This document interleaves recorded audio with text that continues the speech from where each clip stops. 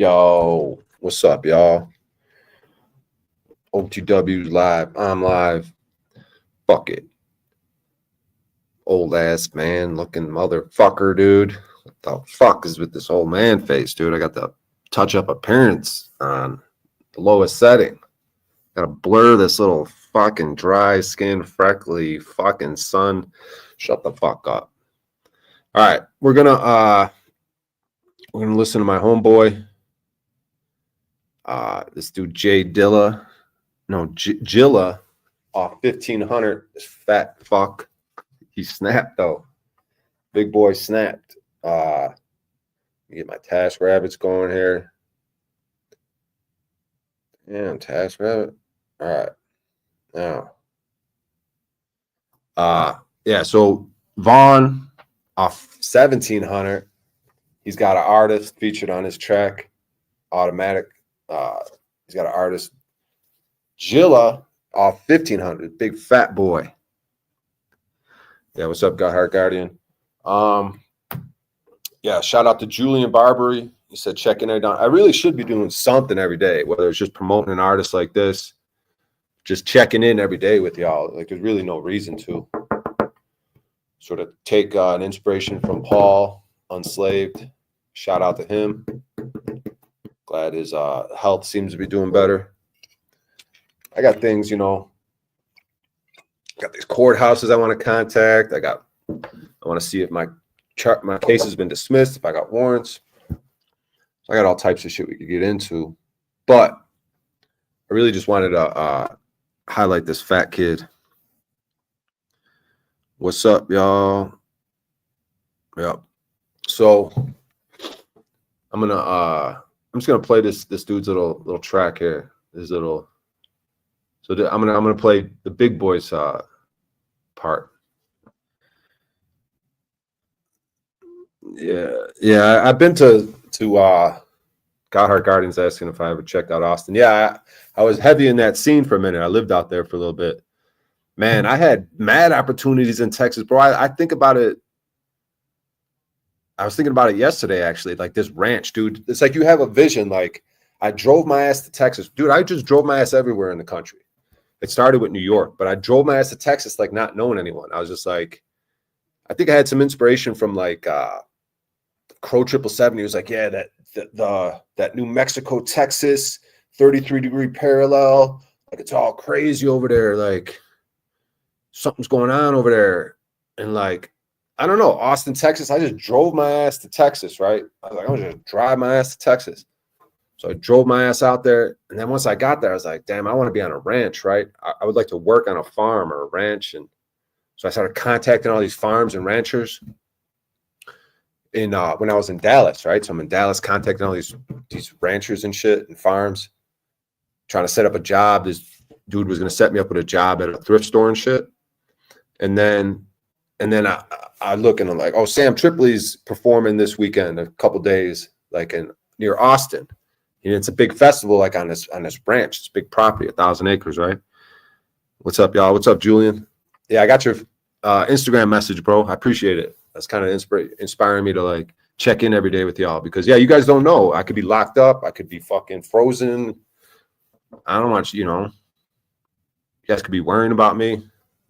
But it's good for me too. It's good back and forth. Like, so to be checking in. So anyways, I'm on this ranch. So I go to see Sam Tripoli at this Freedom Festival thing on this big fucking ranch. This guy's got millions of dollars. And then I got to perform too. Like, Sam gave me because Sam was performing at this Freedom thing, this outdoor festival. People are camping in tents and RVs and shit. And then he gave me some stage time. And that was cool. It was a lot of fun.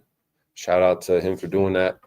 But Sam Tripoli, bro, and everyone else, dude, and Theo Vaughn, we could get into it, man. Like, all these motherfuckers, they just ain't shit, bro. They don't stand for shit on the ground. It really pisses me off sometimes watching some of their shit. I just watch a little bit of it. Like, Sam, I was giving him the business in his when he live streams. Like, bro, what are you talking about sports for? Like, what are you doing, dude? Like, what the fuck are y'all doing, dude? Whatever, but all over the place. So I'm on this ranch, and Let me just fucking do this. So I'm on this ranch, and God damn, this lighting. But so I ended up. So I'm like I said, I wanted to work on a ranch. I was doing it right before I went to Tripoli's show. I was contacting ranches and farms, trying to set something up. So then I end up in this situation, bro, where they got it like I think it was 1,000 acres or 100 acres. Maybe it was 1,000. I don't even know, dude. Maybe 100 acres, something like that. Big, a lot of acres, bro. Big ass fucking place. Maybe 100. And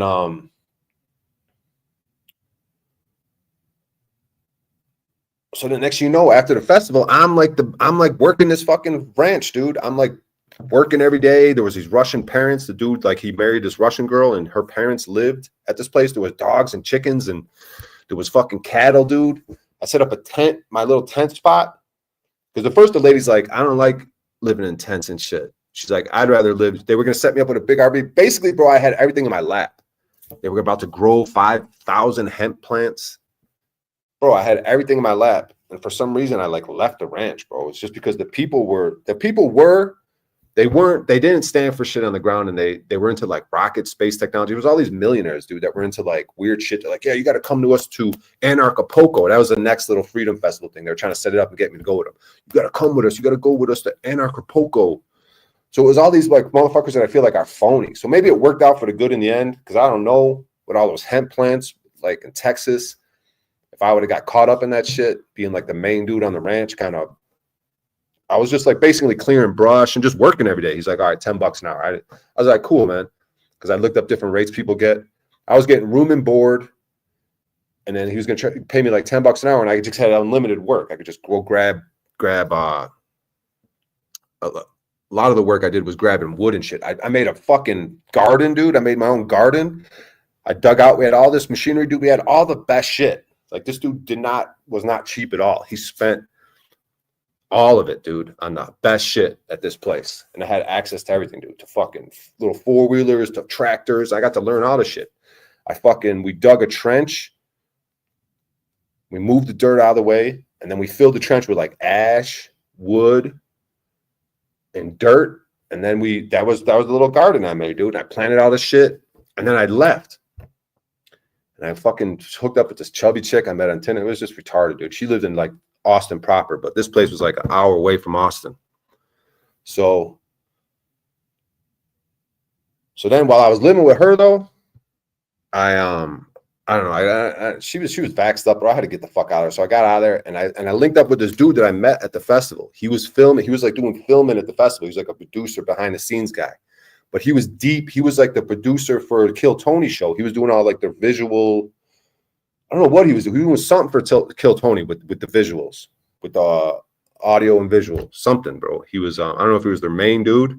He might have been. But he got me plugged in with everyone behind the scenes, like all the main players in Austin, Texas. So I was performing out there. I was mixing and mingle with the main players, and because dude had kind of like a Airbnb type thing. I was renting a room from him. This guy that was behind the scenes guy, Kill Tony. Fuck's his name? Forgot his name. But anyway, so that was an interesting experience because I got to do the 6th Street Austin, Texas thing. I seen all the main players. And then I ended up leaving that town. That's when I went to, from there, I went to like with Rose 777. So whatever, dude. That story was ridiculous. It was just all about saying I know about Austin, Texas. But that ranch still fucks me up, dude, because I'm like, damn, fuck that up. Why the fuck did I leave?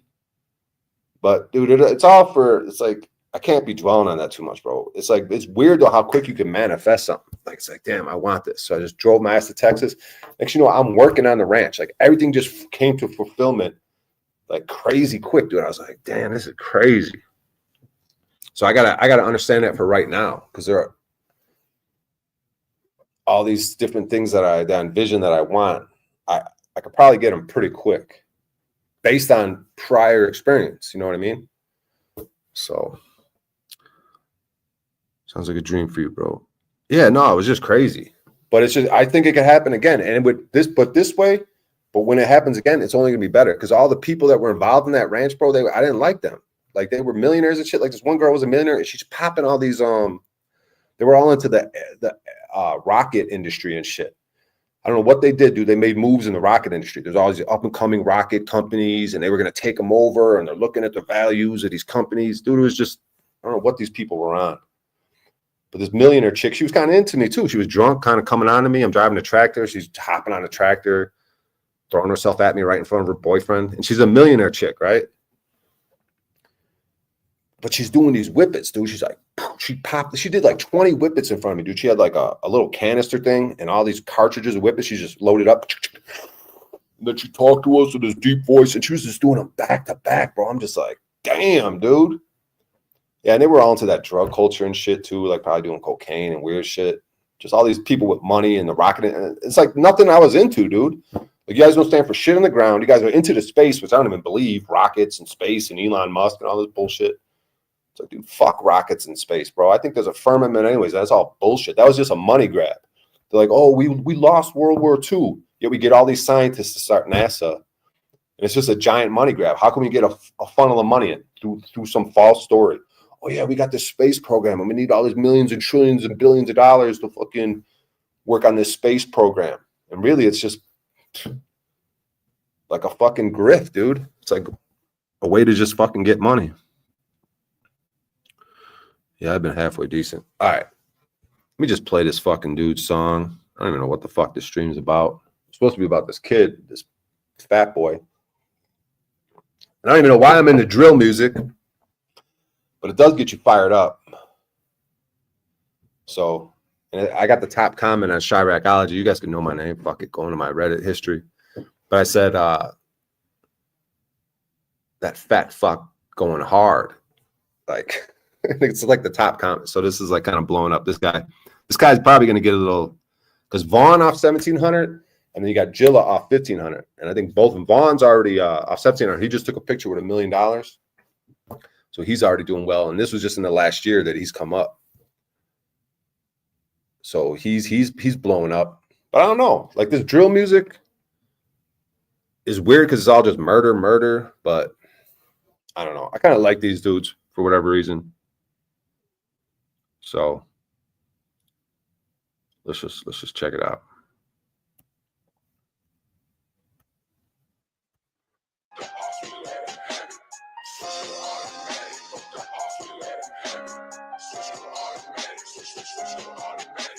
Fuck the O, nigga, fuck the A2. We swing them doors. We off North Avenue. Got a drizzy with a 50. We swinging all through the city. If you with it, you get it. Bell stretch all the way to Philly. Tap that biscuit, that nugget. Bitch, I want that muffin. It's ugly, and you pumping. I kill everything in front of me. Bitch, we grew up taking shit. Birdman with me and take your bitch. In the streets like potholes. Got rocks and rolls to the trap clothes. Ain't shit sweet by mouthfuls. They are Percocets and the rain goes. Off narcos in top mode. I'm telling you boys, they dangerous. Better watch out who y'all hang with. Fuck Lil Fame, he famous. Fuck Black Mob, fuck Amos. Act sane, them I can't miss. This right here's another hit. Got the same Glock on another hit. Cause them bitch ass nigga be kicking it. It's Monster Inc. You come through here cause we swinging doors and we scan shit. Ran down on them Curry. I gave them boys a 30 and I reloaded in a hurry. I'm on sign on.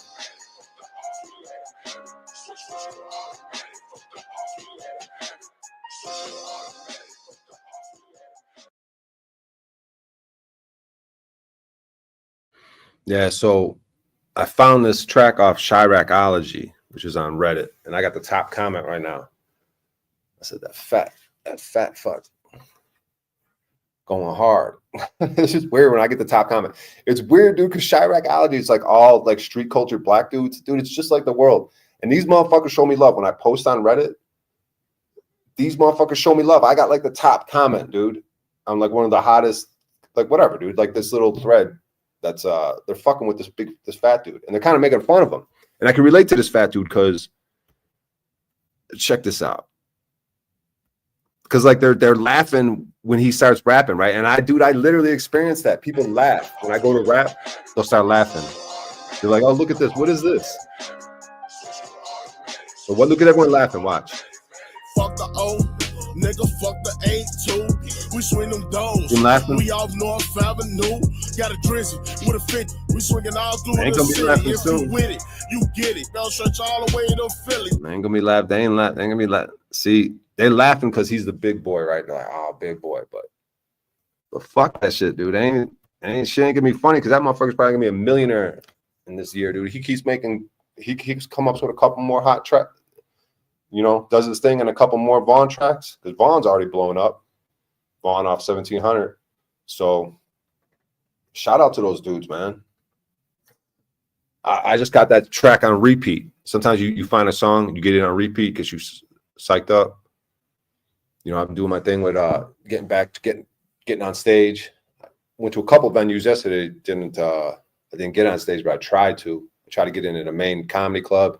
Then I went to this open mic, but the list was so long by the time I got there. I signed up, but then ended up bouncing. But I've been getting on stage and it's been going well recently. Except there's one fucking bro. Dude, some of this shit, I need to go live every day because there's so much shit that happens to me that I just forget about, bro. I need to make notes, like all these different situations, but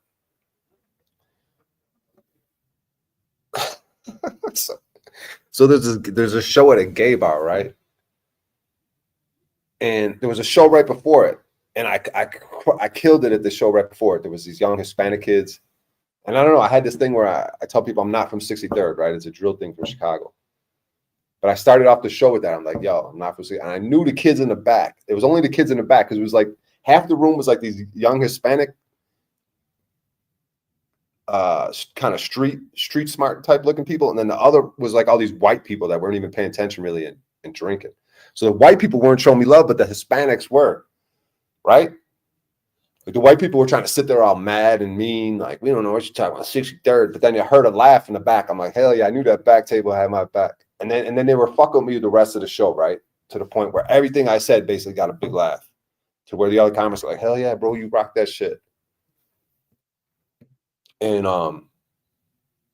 so then immediately I go from there to this gay bar, dude, with this weird ass vibe, and there's half these dudes are just wearing thongs with like frilly fucking legging things, dude. So basically naked, fat, ugly. No one was attractive in there, bro. Like I'm trying to keep it on mind, like, dude, I'm still like question like, am I gay or whatever? But I'm just looking around, I'm like, bro, none of you are fucking do anything for me, bro. You're all just gross. Like let's just be honest about the gay community, bro. These motherfuckers are fucking decadent, gross, just drug sex, dude. What is fucking? You go to you see this shit in person at a gay bar, bro. It's just fucking gross, dude. These dudes are fucking gross and decadent, dude. They're all just about drugs and sex. How's that attractive, dude? It's like I feel like like homosexuality is like it's wrapped up in sex addiction, dude. They don't give a fuck what they're fucking, dude. It's just easier to fuck men. Like on Grindr, these dudes are fucking gross, dude. They don't even know their names. Just like, oh, you're 10 feet away. Yeah, come in my car, suck my dick. Like they're just fucking gross and drugs and they're gross, dude. So the vibe was weird. There was all these like fat, hairy dudes, like basically naked with thongs on and shit. But one of them was a comic and he was drunk and fucked up. The vibe was just fucked up. The room was just dead. But then it was like this dorky, nerdy kid came up right before me, and he's a comedian, right? And I could tell he was a good comedian. And he's just like, so this is the vibe here, huh? And he's just trying to sort out the situation. Like it was just a weird ass situation. So then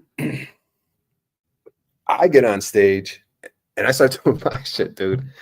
And some of my shit has gay shit in it, but was like I'm the gay, like I do gay shit, but like I say the kids at school called me a faggot, right? It's part of a joke, but like just because I use the word faggot, they take all the context out of the situation in this gay bar. And they basically cut my mic short, like you're using racial slurs. And then I got into it with the dude. I'm like, bro, you guys are discriminating. Like it was just, dude, I can't even describe it. I have some of it on film, but it was just like,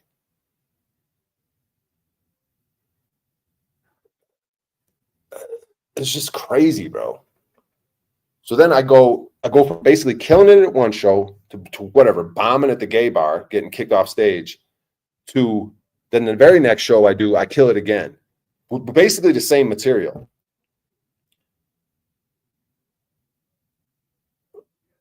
But it's, I don't know, man. It's just interesting, some of these fucking shows, dude. These fucking gay dudes, dude. They're fucking, dude.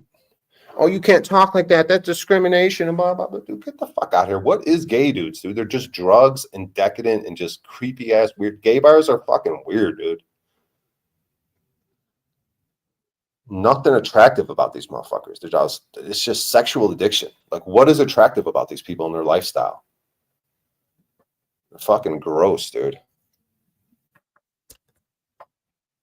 I don't know. I might have some of it in it. Maybe something happened to me when I was little, bro. I don't know. And it makes you kind of like that. So I keep an open mind to shit, but it's just like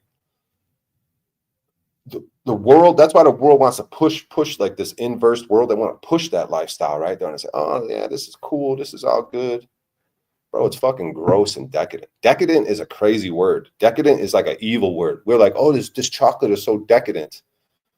But decadent, the way I heard someone say it was when narcissism meets hedonism, you get decadence. I think that was narcissism, something hedonism and something else. Maybe it was narcissism.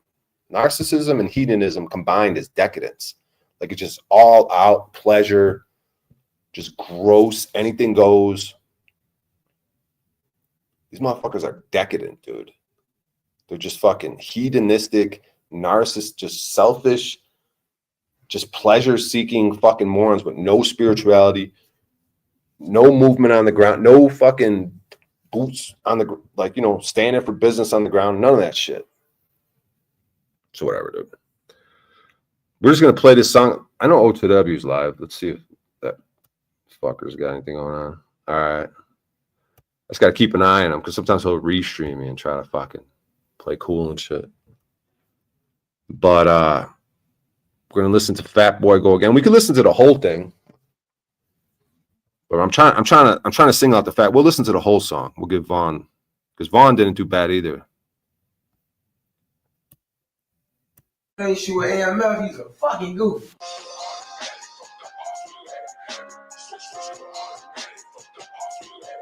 Turned up, not burnt up, nigga. This in the gang gonna get his dumb ass fucked up. You know that. Long live nigga Mike, this and you gonna lose your life.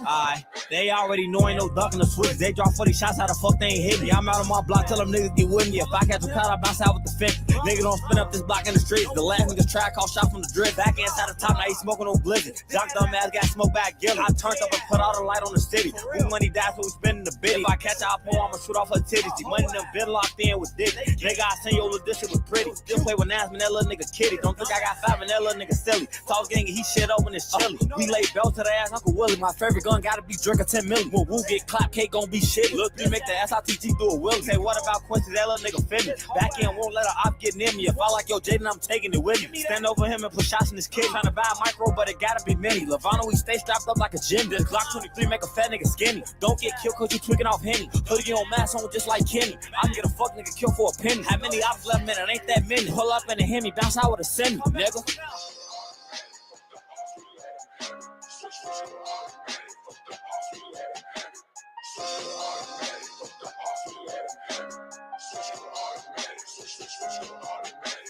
Fuck the O, nigga, fuck the A2. We swing them doors.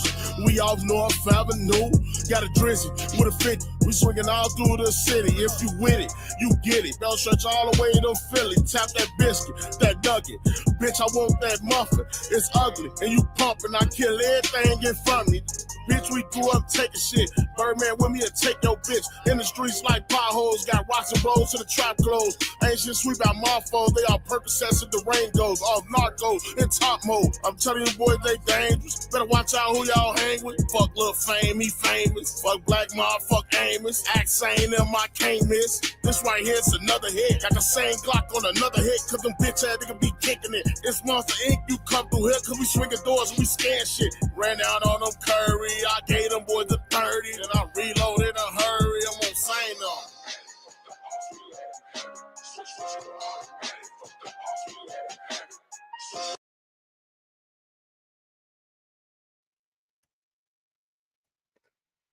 All right.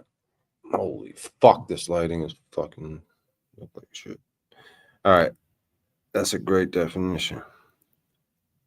Yeah, that dude, Rose 777, man. Don't be a fucking petty, dude. don't know why your ass got to be petty. Like when people call you out on shit, you don't got to be like, oh, now we're the ops versus Rose 777. But she always thinks she's got a bunch of power. Like she got shit to give. But it's like, my point is, there's this dude, this alchemist. I should fucking just reach out to him to myself or try to. But what the fuck's his name? Count de Saint Germain. I think he's the one that said it. Yeah, when narcissism and hedonism is combined, it equals decadence. And that's like if you picture like a king that's just or these politicians, you know what I mean? The way they're decadent with this Pizzagate shit, the way they get money, they make all these crazy deals to make all this fucking money. And that's like power positions, but it's not true power. The false power positions, false wealth. It's not the true wealth. It's not the true power. It's like this decadent inversion, evil, satanic, devilish fucking bullshit. Like this creepy ass shit they're into, bro, because they're like, think about it. When you get away from spirituality, you're challenging God. You're like, because people keep bringing up God. Like there'll be that crazy old man, like I want to be, dude. I want to go on the street and do like the repent shit. Like Paul had said, repent, motherfuckers. Like the time is now. The time is near. Like you guys are fucked, dude. Which is kind of what I do out in the street. It's like when I get in front of these people's faces, like, bro, y'all ain't on shit. You don't stand for shit. You don't fucking just go along and get along. These last 4 years proved you motherfuckers don't have no discernment. So when you kind of give the fuck you to God, like I challenge God, like what? I'm making all this money. I'm getting my dick sucked every minute I want. I do whatever I want to whoever I want. They're like challenging God. It's like, bro, that scares the living shit out of me, bro, to have that type of mentality. Because, dude, why would you play with God? It's like you're not.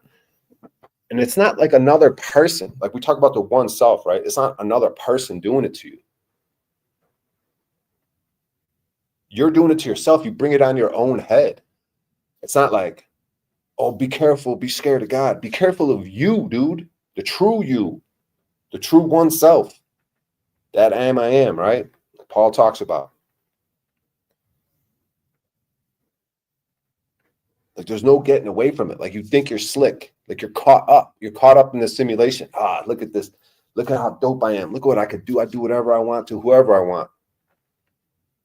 But no, bro. That's just like when they fuck with me and they think they got something going. Like, watch, we're going to tow his car. Watch, we're going to put him in jail. See? And they're standing there going, see?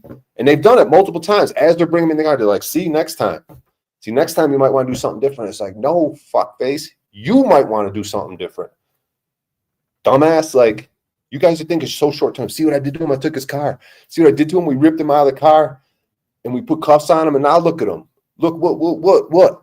It's like, what, motherfucker? You think you're so fucking slick.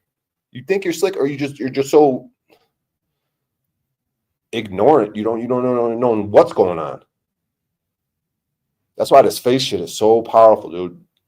That's why this shit from Paul helping me with faith, and then I feel like I'm being able to help other people with their faith, like in particular, like Julian Barbary. I call him that skinny little Mexican kid. What's his name? Virgil.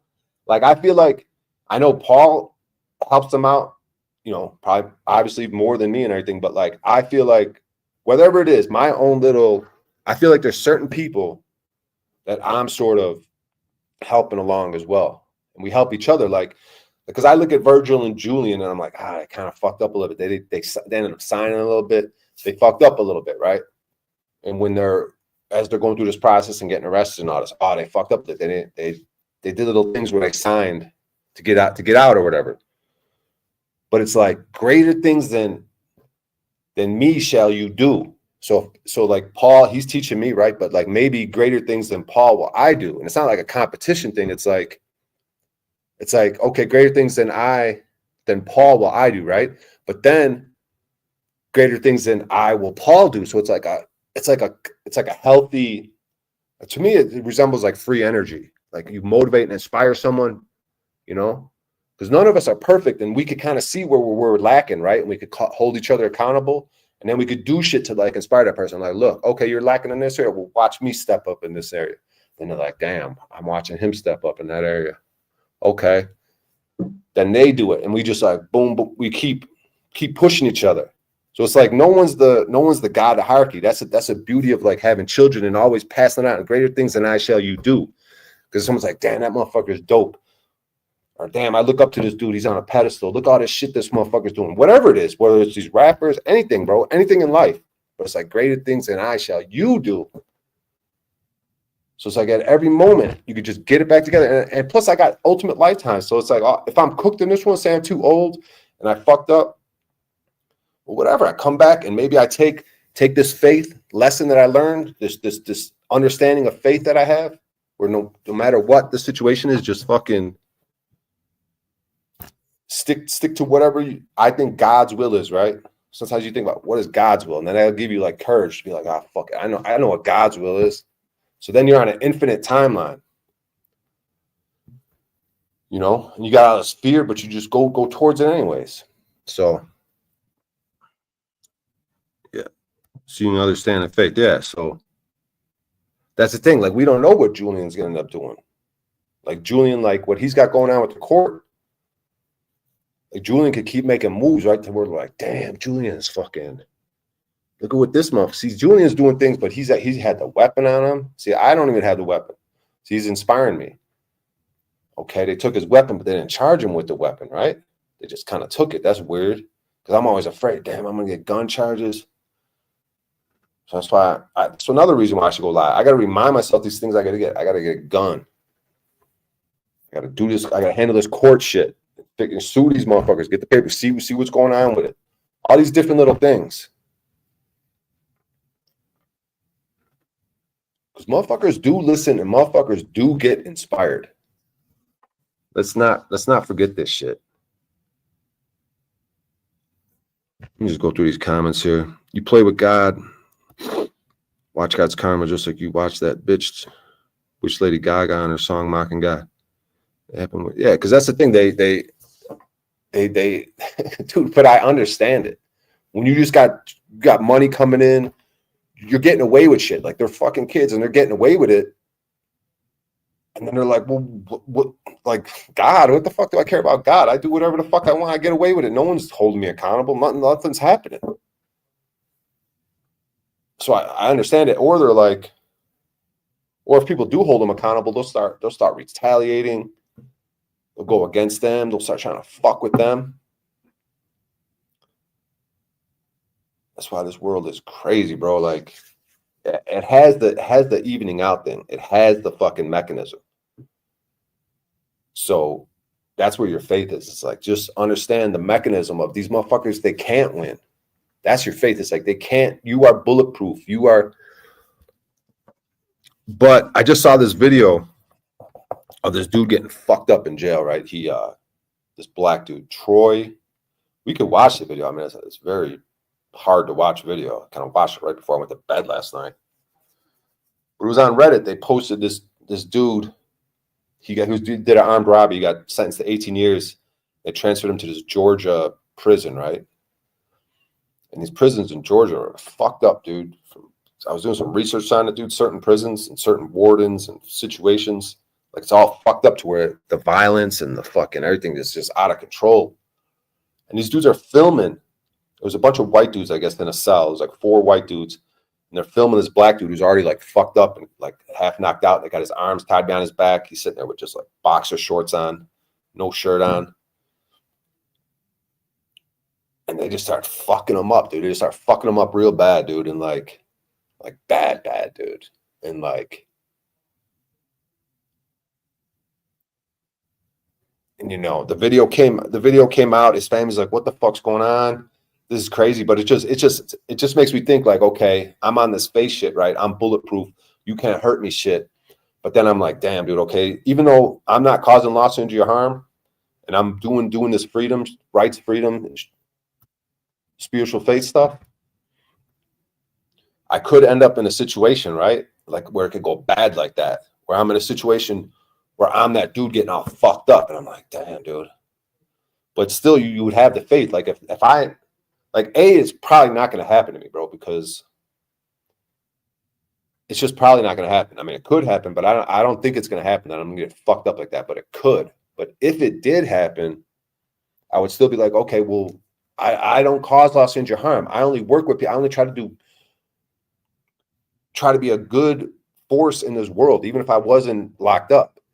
So there'd really be no reason that I could think of that people would be coming at me. And if they were, I would just have to stand in faith and be like, oh, you guys are fucking up. Like, you guys are bringing this on your own head. You guys aren't hurting. You're not doing nothing to me. In fact, you're probably leveling me up just like everyone else, whoever tries to come at you. That's what this face thing is weird. It's like you're fearful to like stand up and be like a man, any man, which is a fucking awesome thing. Just to be a man, any man is an awesome thing. Like with discernment and knowing right from wrong, just a good, honorable man. If I'm just in that position, a good, honorable man, then I can't get hurt. You could beat me up and do all this, torture me and all this shit, but you're only bringing it on your own head. I don't know when, where, how, or why, like, you're going to get your comeuppance, but even in that situation, but it like bugs me out. I'm like, dude, I can end up like that, dude. Like, what the fuck? I don't know how he got in that situation. I don't know what he did, what he said, how that happened. But it's just really unsettling to look at, bro. Like, they fucked this dude up. They ended up like stabbing him. But the dude that was stabbing him at the end, he was like, it reminded me, it was like when I got like a gang violation one time. This kid like the kids liked me. Like, so we have to like, they'd be punching you, and they'd be acting like they're hitting you all hard. They'd be like, you could tell they're faking, and then when they go to connect, it's like they don't go hard, but it's like a fake thing. And like, I saw this dude when he was stabbing him at the end, he was like stabbing him, but he was stabbing him in his shoulder and all these like non-parts where you would kill him. And when he wasn't going hard, he was acting like it though, and he was making noise like, but you could tell when he hit him, it was just barely poking. And then someone goes, oh yeah, that blade, that's because that blade was had AIDS infected on it. I don't know, dude. I don't know. They might do that. They might bloodlet someone out who's got AIDS in there. I don't even think AIDS is real though. But anyways, like, whatever, dude. They would bloodlet probably someone and then dip the knife in there and then poke you. I don't know, dude. It's creepy. I don't know what the fuck goes on in there. But let me just check this chat a little bit. No coincidences. Only synchronicities. What's up, Ghost of Maiden? What's up, Jeeps? I'm just looking at these comments, getting caught up a little bit. Yeah, it looks like, what does it say? It looks like their demographics are grade school dropouts between 8 and 12 years old. I didn't think you thought it was all about the money. I'm not sure what he's talking about. Their demographics. Whose demographics? Dropouts between 8 and 12. I think he's talking about when we were talking about these decadent, hedonistic ways. Please don't kill me, Met Weapon. I mean, we could watch a video of a dude who got his home broken into and he had a gun, but he was all scared. We'll watch that. His girlfriend got shot. He got shot. The dude who broke in got shot, but they all lived. But we'll check the video out. The dude was like this white dude. And he was holding a gun, but he's holding like the chamber. I don't know how it all works. I got to get to a range. But this dude was terrified, bro. He fucked up, but he shot the motherfucker. Like, we'll watch that. Let me just check some of these comments real quick.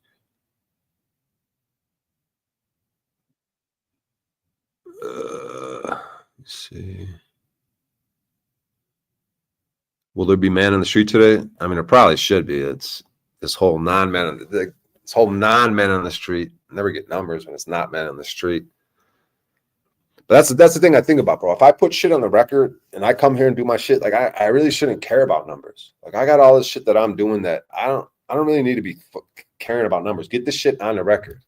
That's what Paul does, dude. So everyone, shout out to Paul Enslaved. I'm sure everyone here knows him, but if there's a chance you don't know who he is, get into him.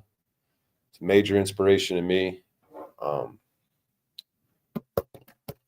So yeah, I'm trying to like do things that he's doing. And then hopefully when I do that and I start making some moves, you know what I mean? That's what I'm saying. We just keep inspiring each other. Like, it's not a competition thing. That's what I envision. Like, we just keep making moves and we're like, damn, okay, this motherfucker's doing this. Okay, I could do that. okay, this motherfucker, because every day you gotta re-surrender, right? Like every day when you wake up, it's like a re-surrender. You gotta surrender to this whole thing. So at any point, anyone could slip, right? It's like relapsing on drugs. So any day you could be falling off. So that's why it's like a daily thing. Like check in with you guys daily and just be like, yo, this is what's going on. This is what I'm doing. This is what I'm up to.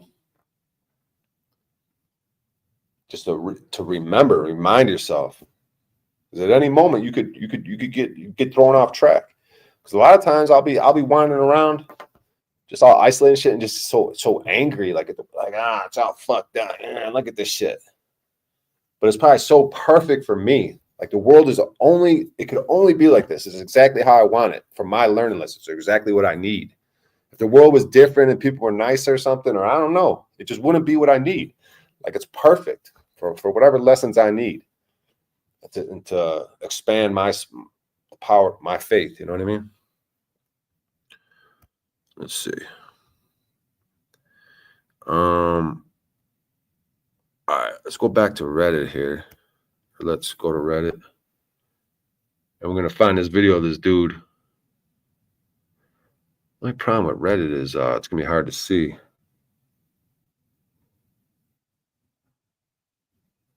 See, here's the thing on Reddit. I got the top comment in Chiracology. Fuck the O, nigga, fuck the A2. We swing them doors. We off North Avenue. Got a drizzy With a glitz. We swinging all through the city. If you I said that fat fuck going hard. 239 upvotes. They're like, bro, everyone's like, it's crazy. These black motherfuckers showing me love, dude. That's what I'm saying. And then I'll go to the homesteading. That's what I'm saying, dude. It's the same thing in the street. I'll go to the homesteading Reddit, subreddit, and someone posted, does anyone else feel like we need to prepare for shortages in the future, in the near future or something? And I said yes, because I know these motherfuckers want to downvote me because I hold them accountable. I hold them accountable on all these different subreddits. I'll hold them accountable. Like, y'all ain't shit. You don't know stuff about faith. Because they'll always come at me. I'll make a statement, and then they'll downvote it, and then someone will say something. And it's the same thing like on these panels. Like, I'm not trying to be like Mr. fucking I know it all, but I'm just like challenging them. And the way they respond, you just know. Because I'll bring up vaccines, and you just know they took them. I'm like, you're a dumbass. You have no discernment. You failed the fucking test. And they, I go at them. So anyways, there's this homesteading, right? Homesteading, what we're into. But the subreddit, they don't show me love. Like, I just put yes, right? So to ask the question, do you think we should, basically the question was, do you think we should be canning? There's another subreddit I check out, canning, storing the food, right? But the point is, it's all these white people, right? And they said, do you think we should like can food to prepare for shortages? And I put yes, and they got downvoted, right? So these are my people, right? The homesteading white people. But then I go to the Black Chiracology street hood drill music one, and I make a comment about a dude's song, and I'm the top comment now. They blow it up. They show me love there. They never really downvote my shit and treat me like shit. But all these other white panels, like I'll go into these other subreddits where there's these old buildings, right? And I'm like, you guys don't see it, bro. Like these old buildings, the mainstream narrative is false, and just downvote. They downvote me all to hell, bro. Even in like urban car living, it's all these white people living in cars. They got a subreddit for it, and I'll comment on there, and because they're always like, they'll be like, oh, I got the dreaded knock, or they're always all scaredy cats and like worried about the police. I'm like, and I'll call them out. Why are you so worried about the police? I'm like, this is how you handle it when you get a knock. And I played the Gorilla Gems thing with me and Paul, where I had the interaction with the police, right? I'm like, this is how you handle it when they knock and try to get your ID and try to fuck with you, right? Nothing from these people, right? Downvoted or fucking just no traction, right? But these are my people, right? The white people, right? The living in their cars, homesteading, old brick buildings, and they just downvote me to hell when I'm only speaking truth. But then I go to the black community and they show me love, dude. It's the same thing, just like the Latino audience. There was half the room was Latino, half the room was white, and that whole half of that Latino side showed me mad love. So I get love from the browns and the blacks, even though you heard my statements about them a little bit. in terms of like this Orlinda book and the sort of generalizations or like what these people represent, the browns, the yellows, the blacks, the whites, what you know. And I agree with the Orlinda that the blacks, they're very strong and they're very fiery. They're like the hottest fire. So they're like, that's what they are. But then the browns and the yellows, they're more like medium fire. They and they do the industry stuff. They're good at industry, right? Anything that's like making a lot of clothes, like doing a lot of farming, like all this like grunt work shit. And then you got the white people, and they're like the wisdom. So they got the wisdom, the white people. I think there's something to that, right? Obviously, we can't break it down to individuals, but I think in a general sense, there's something to that. And they talk about that, like all this bullshit that's going on, it keeps ramping up, and there's going to be a tipping point to where the best of the people, the best of the white people, the best of the blacks, the best of the browns and yellows, they're going to rise up. They're going to like, you know, because if they're closeted and secret right now, they're going to come out of the closet and say, no, I'm standing for freedom too. Like they're going to understand this rights, freedom, principle, spiritual faith shit. They're going to start understanding. There's people that are going to understand it. And unfortunately, it's probably going to get bloody and weird and fucked up, right? But we're going to have all the black people. They're going to have to be like powerful warrior type motherfuckers. We're going to have all their strength and all their attributes. We're going to have all that. Then we're going to have the browns and yellows with all their ability to do industry. But the best of them, only the best of them, right? And then we're going to have the best of the whites, and they're going to have mad wisdom. So we're going to combine those forces, like the strength of the blacks, the good industrialness of the browns and yellows, and then the wisdom of the whites. And we're going to fucking we're going to be a fucking unified force. And there's probably going to be blood flowing. That's what the Orland talks about. It'll be blood flow. And it's going to be ugly. But then we're going to come afterwards. It's going to all work out. And that's where the faith is. It's like, what the fuck? How is this all going to go down? But it's going to, unfortunately, like, we don't push for bloodshed around here. But it looks like that's where it's going to, right? So, and in faith, it's just like, I think it's going to work out. I don't know how, but this shit's going to work out. So, yeah, so NPC, the Reddit stuff. But Reddit's interesting, bro. I can't do a Google search without adding Reddit, because now the Google is just so crazy. Like, you can just tell it's like, feels like China, dude. It's just straight.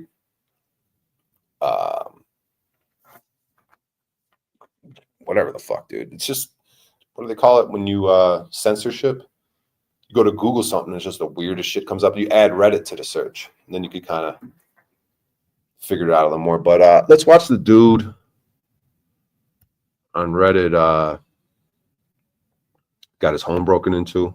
Let's check that out. So you guys should check out this Chiracology. Just make sure everything's good. Move this over. So yeah, so this is Chiracology. Everyone go to that sub. I mean, Paul and Slave's got a sub thing too. You guys should probably fucking go over there. He's got his what is it? Telegram. Check out Paul and Slave's Telegram.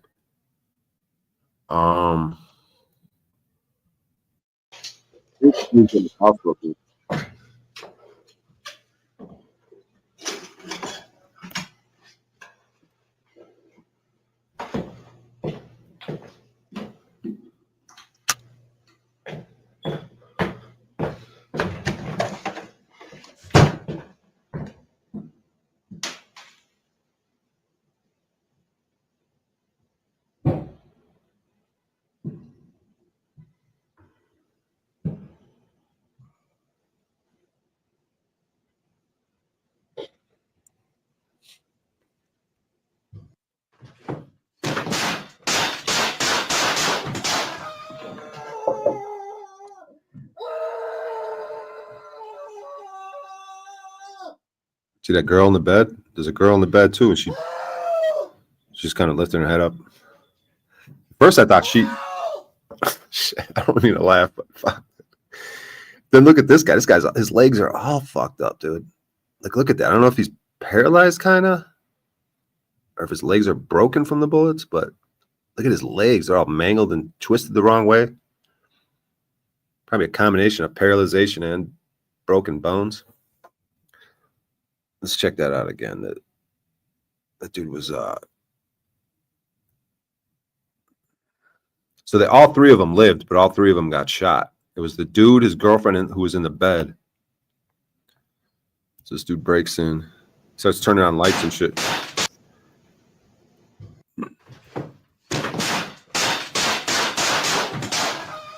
So we couldn't. Oh man, this dude. I don't mean to laugh, dude. Fuck, that dude's screaming, dude. I don't mean to laugh. But we don't know if he shot himself. Maybe if you watch it again, like, because he's just shooting that thing all fucking. I don't know if he shot himself. What the fuck happened? But the other dude did have that type of gun that has this flashlight on it, I guess. Because you see the light coming into the room. Look at him. He's got his head down. He's got his dude, he's got bad technique. And his girlfriend's just laying there, dude. Like, what the fuck? He didn't wake her up? What the fuck? You don't hear nothing? What is she doing, dude? That's why I thought maybe she was part of the setup, dude. She was in on this shit or something, dude. It's just weird.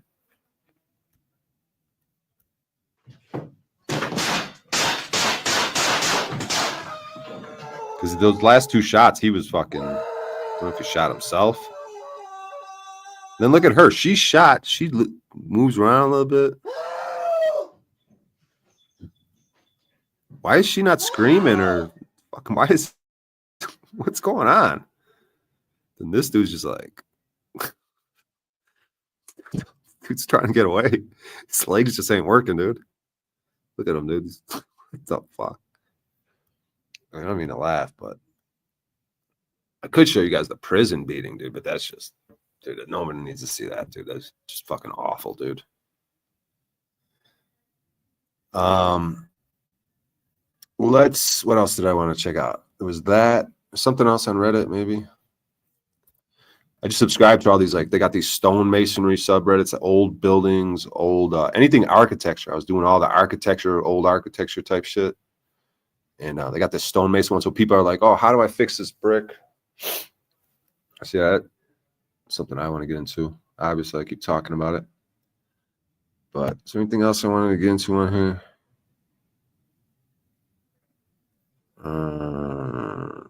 That is Lil Durk's father right here.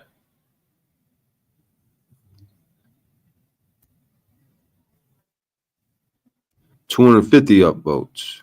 All right. Lil Durk's family members that refuse to admit to themselves that there's a homeless person in the family. So this dude living in his car. See, these people don't show me love. Urban car living. So I was trying to tell him, bro, like, stand on business. Like, there's all the subreddits I'm doing. I got the skateboarding one. Some kid's all happy. Just did some trick. Let's check out his trick. What did he do? That kid did something. Ooh! Did a kickflip to fucking. The kid's so happy. That's awesome. Look how happy that kid is. He's crying. He's crying. Look at him. He's proud of himself. So happy. That's awesome. Little kid. That was a sick trick, dude. That was nice style, too. Look at him. He's crying. Wow. See, skateboarding's cool, dude. I like these skateboarders. I used to be a skateboarder. I should probably get back into it. Oh, there's something this weekend, actually. They're doing a skate thing. I found on Reddit. I'll have to promote it to you guys. Look how happy he is, bro. That's so cool. Are you guys able to see that? Of je ne sais quoi. I just want to see that film.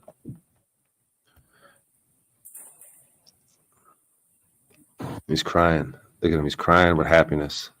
See, bro, that's like the spirit of a child. That's what we got. This is like when you go to court, there's like, okay, here's you standing on business, right? Watch. Boom. See, doing that is when, all right, yeah, I drive with no plates. Let's make sure you can hear me. Driving no plates.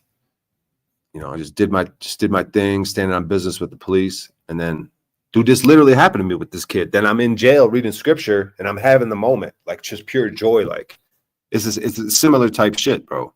Similar thing. I was in jail reading scripture, weeping with joy because I knew I was standing on business. I knew I was developing my faith. And it's the same thing with this kid. He just did something. It's like he surprised himself. Like, damn, he's so happy. Same thing with me. Like, you surprise yourself. Like, damn, okay, I could do this. Like, I could stand up for myself. I don't have to be afraid of the cops. So that's pretty cool right there. I like looking at this little kid so happy. That's the spirit we got to have, though.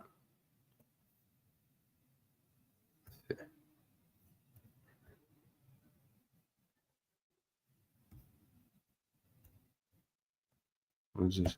So ass like it, then you out of luck. When that 30 bucks, you just better duck, cause I'm gonna dump it, put you in the trunk, and I guarantee. Video of 14-year-old Polo G GDK freestyle says fuck Larry Hoover.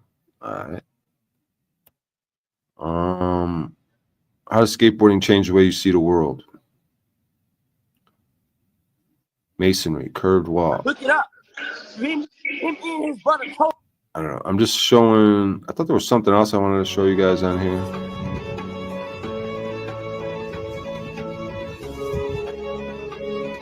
A mother squirrel ferociously fights for her cub.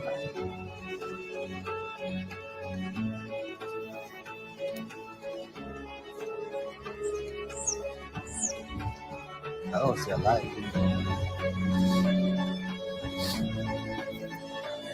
This fucking cub better live at the end of this, dude.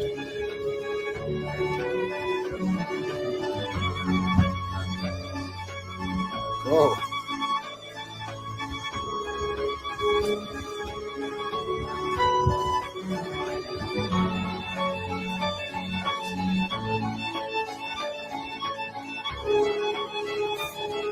Bring it.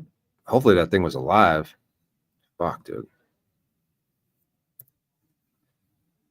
Let's OTW cupcaking with traders and frauds. Yeah, I know, Paul. That's what I was gonna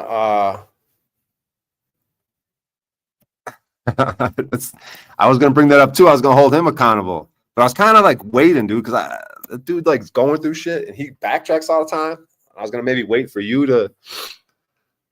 Dude, what is he doing? OTW is like, bro, I seriously worry about that motherfucker, dude. Like, I don't know if he's gonna fucking, dude, I'll just say, dude, I don't know if he's gonna commit suicide or something. That dude just keeps going back and forth, bro. He does this weird shit. It's like Paul will come on in and bring him back in line, but if Paul's not there, dude, this motherfucker drifts, dude, and he'll start going to the fucking traders and frauds, like you're saying. And then Paul will come on, bring him back to reality. But it's like, fuck that, dude. How are you gonna keep disrespecting Paul like that, bro? Like, Paul's been nothing but good to your broadcast, and you're just gonna keep being have no discernment and keep fucking not understanding and keep going on jacks and embarrassing yourself and just, what are you doing, dude? And then like indirectly like sneak this in Paul. Like, bro, get the fuck out of here, bro. I'm sick of this dumbass drama bullshit. What is he doing, bro? What are they doing? Fucking no, dude. I gotta look. Where is this? It's not about me, right? It's just it's not about me, you know. If they like it, I love it, you know. Right. It's not about you, but it's just like from my perspective, you've been nothing but good to the dude. So why? I just don't get his discernment. I don't get his discernment, dude. Well, you've seen this from the beginning for the last 2 or 3 years. Folks not only have no loyalty to me, which really they don't have to. They have no loyalty to the truth and self-respect and some kind of standard for themselves and who they look to as men or see as somewhat valuable or honorable, you know. And I'm a big meanie McMeanster because I dare bring this stuff up, right? At the end of the day, I've gotten more and more accepting of what it is. You know, I don't really holler about it. I was just kind of getting you started up a little bit. But ultimately, it's like, hey, man, if you know, most of these folks on here will go with anyone and talk about anything to try to keep some numbers or some money, right? And ergo their self-respect, their dignity, their integrity, their goals, you know, and everything else that kind of aligns with character. So, yeah, I just saw a lot of like indirect stuff. You know, I'm pretty good at like picking up on the subliminals. So like another place that I've worn out my welcome essentially, and I'm okay with that, you know. because another thing is most people won't be direct. Like if I ask OTW, hey, is there any issue with me? He'll probably say no, or maybe he'll say yes, but I have to ask him to hear it, right? Other than that, all you get is subliminals. No more abusing people on his channel. That's the new rule. No more pointing out negativity, right? And it's like these are code words for no more polyboy. We know that. We know that on some level. So, all right, I've had to. My doctor Jeff Pizer says I need to work on my anger anyway. So that's what I'm doing. I'm using my time, energy, attention to focus on what matters. You know, getting a house, getting some land. We found something. Eating healthy. You know, getting some exercise and staying away from the nonsense. It's better off for everyone. You know, the non-gossip, non-drama goes on for too long. Yeah, dude. Fucking, I get it, man. I get it. I see what you got going on, dude, and I appreciate it, man. Like I said, and it's like there's few of us. Whatever your that expression is, there's not many of us. There's plenty of us. However the fuck it goes.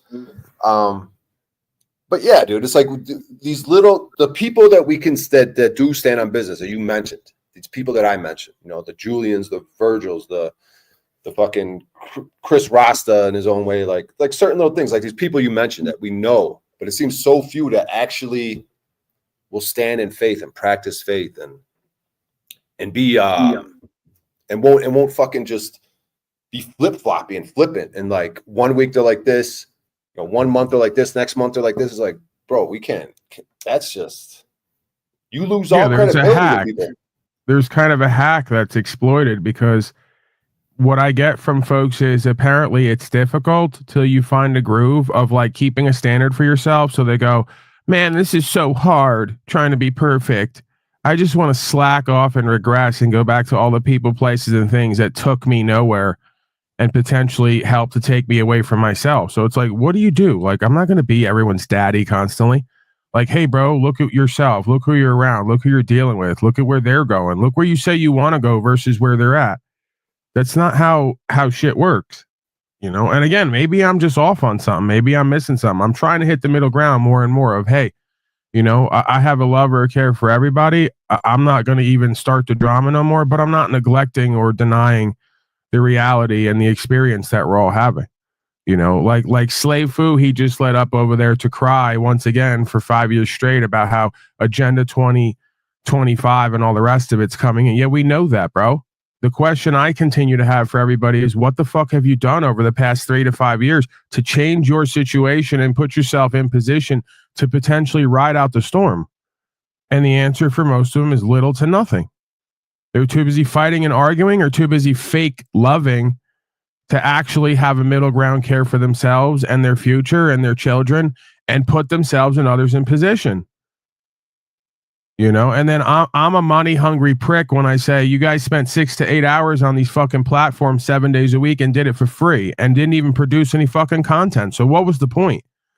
You could have been doubling down at work. You could have been stacking more. You could have been reinvesting. You could have got a piece of fucking land. You could be growing on it. Hello? Is this just my trip, or are we all human beings and got to eat and probably should understand and source everything as pure and close to home as possible? Like, what am I missing? And you know what it is? I'm not missing anything. I just keep expecting standards and true care from motherfuckers who haven't shown it the whole time. That's a me problem. It really is. As any kind of a leadership position, presuming I am that, well, then I should definitely know who's who and what's what, and who's going to go the distance and who's going to just take whatever comes toward them, right? Accept less for themselves. So, yeah, I've just accepted it's a me issue. I'm constantly looking for shit where it's not, and that's a setup for disappointments. Why should I be disappointed? Motherfuckers' track record shows who and what they are 95% of the time, barring a few who make an extreme change.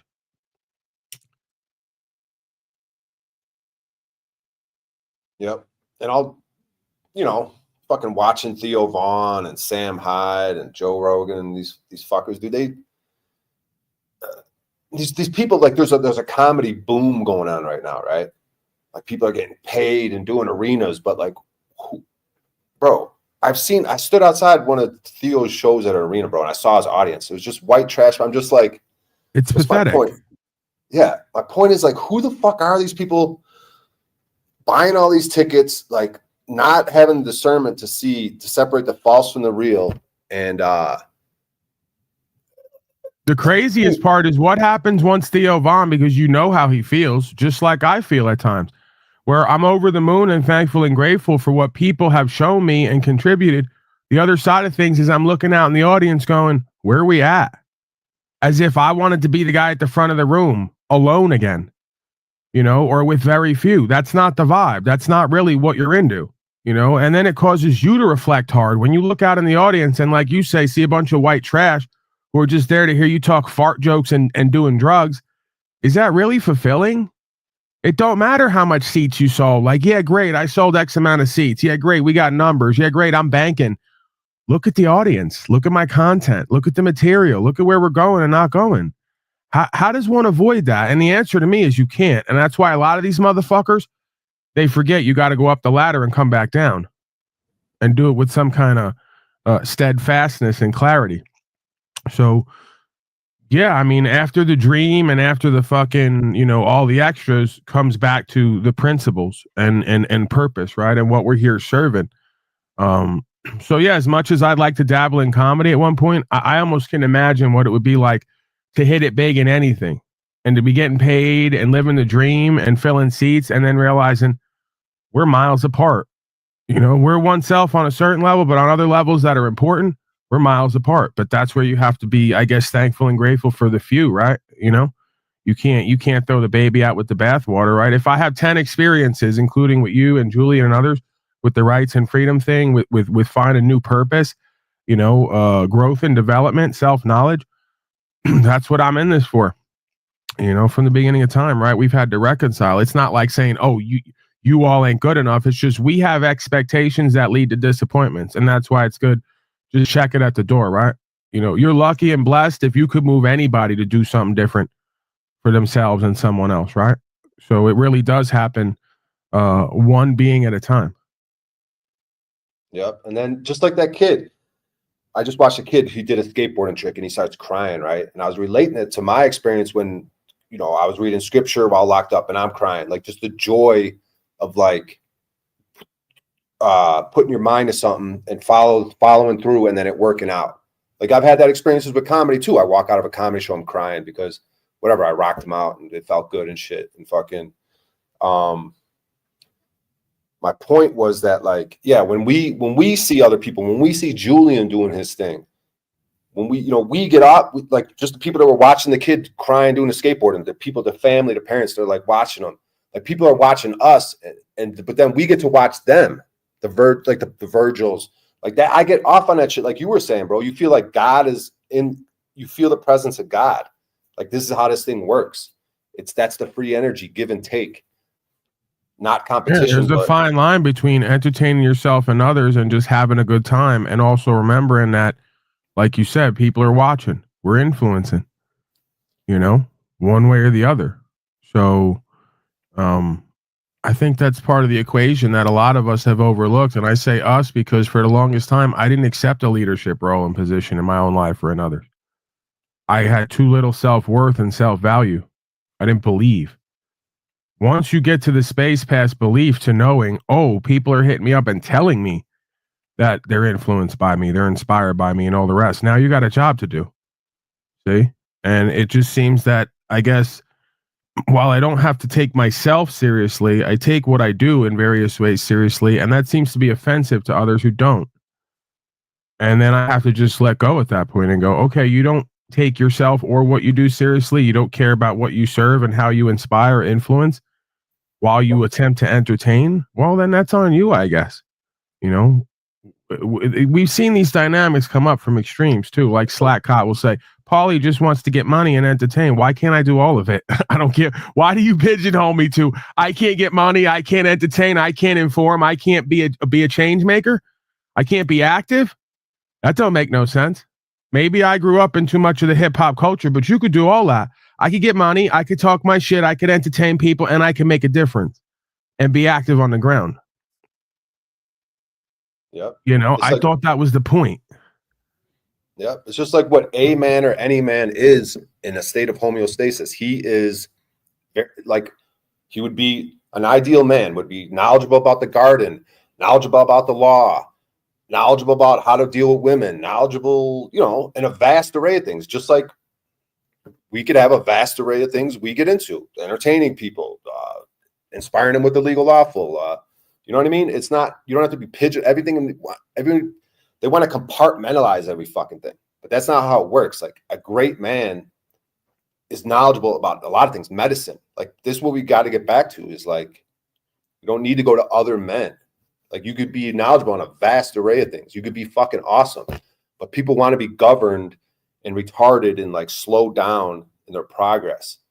And that's like the beauty. Like you said before, like what's wrong with more? We could have more and more and more. What's wrong with that? When you look at like the heaven on earth, like what we could be if people would just stand in faith and stand on business. Like, well, because to get to abundance first, like it says in scripture, you got to give everything up to be giving it back. You know, we're back to middle school again, where some of us didn't give a fuck about being popular. We cared more about whatever we were doing. And then you got the rest of the folks who they'll dumb themselves down or they'll take a cut on their self-esteem or their dignity in order to be accepted.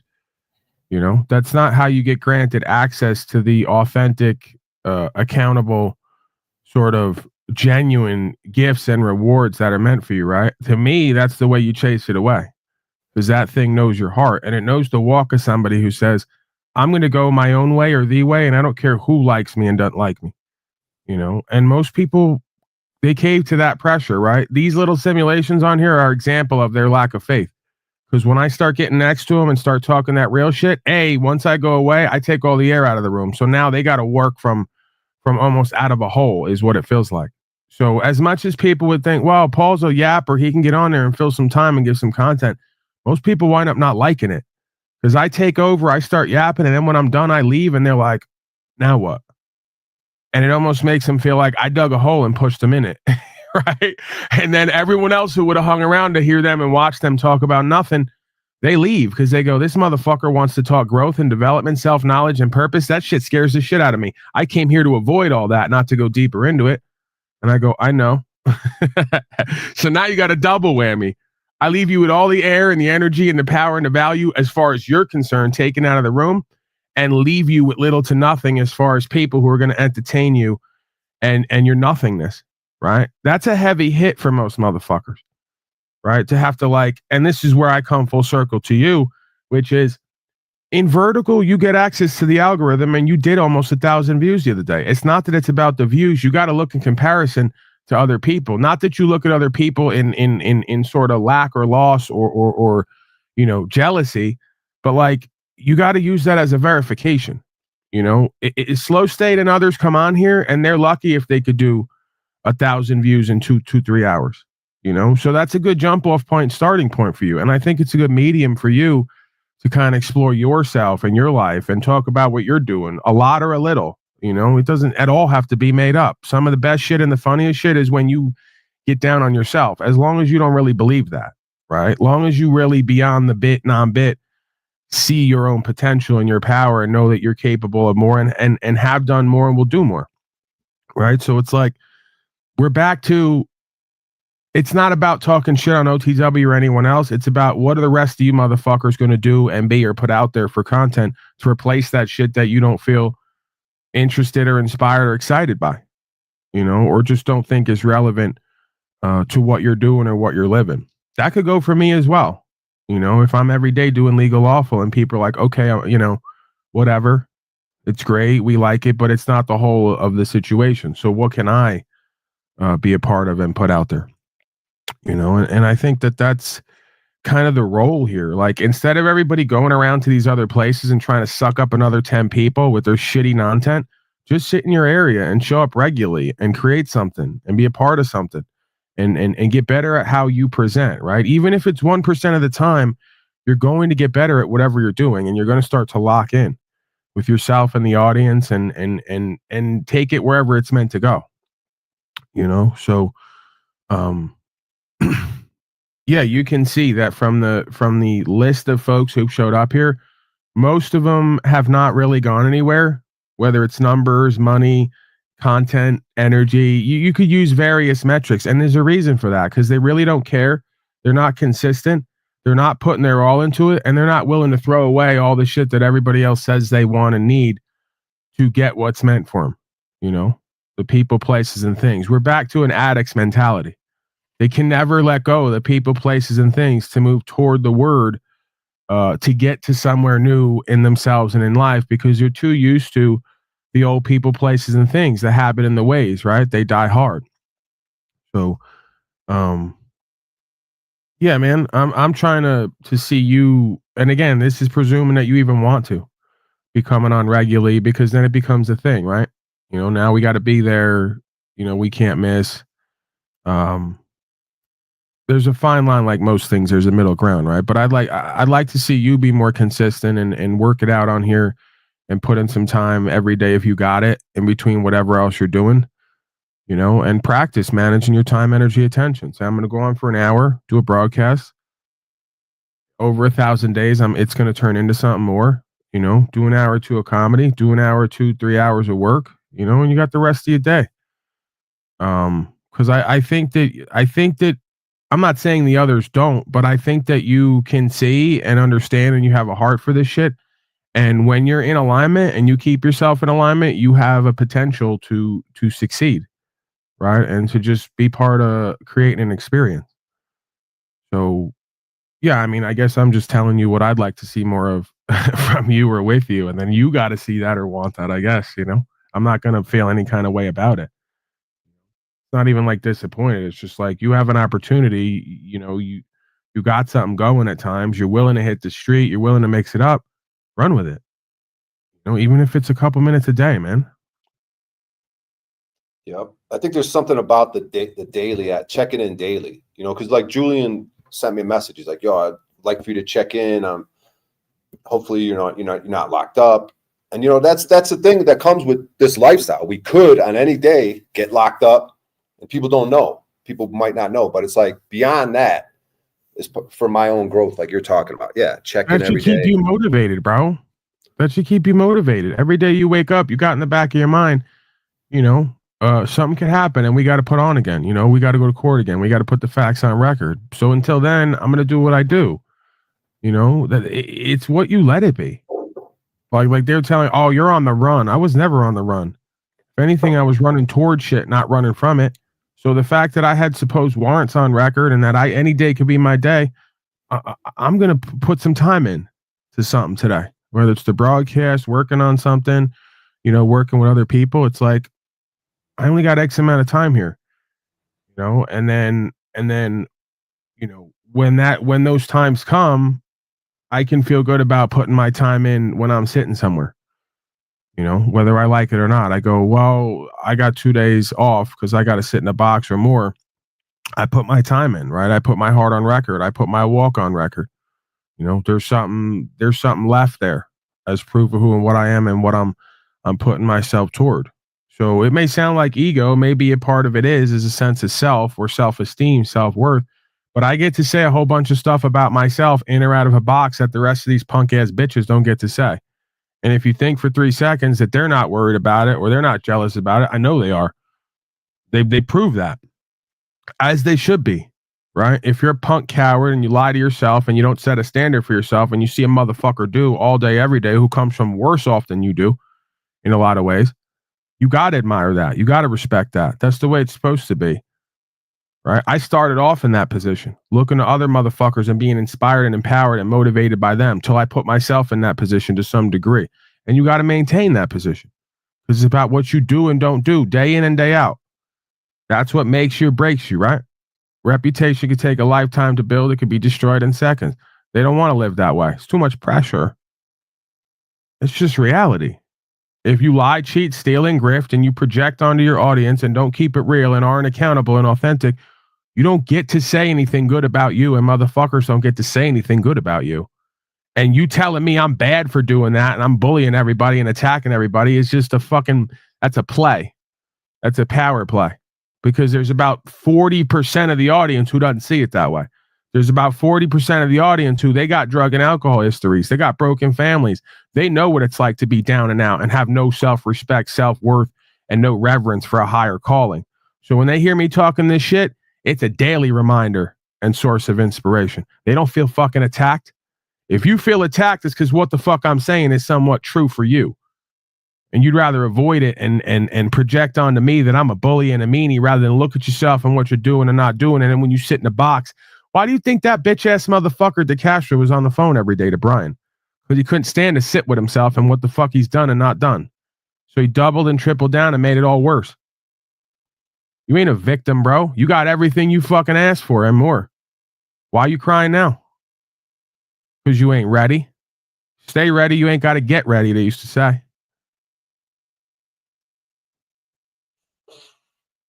Yeah, that's what I don't get about these guys, dude. They're like, you know, the cops, they did this. Isn't this so bad? And they should. It's like they talk some of the talk, but they don't walk the walk. They don't do anything on the ground. Like Brian just puts him and DeCastro every day, just videos of these cops. But then look how, dude. Yeah, it's.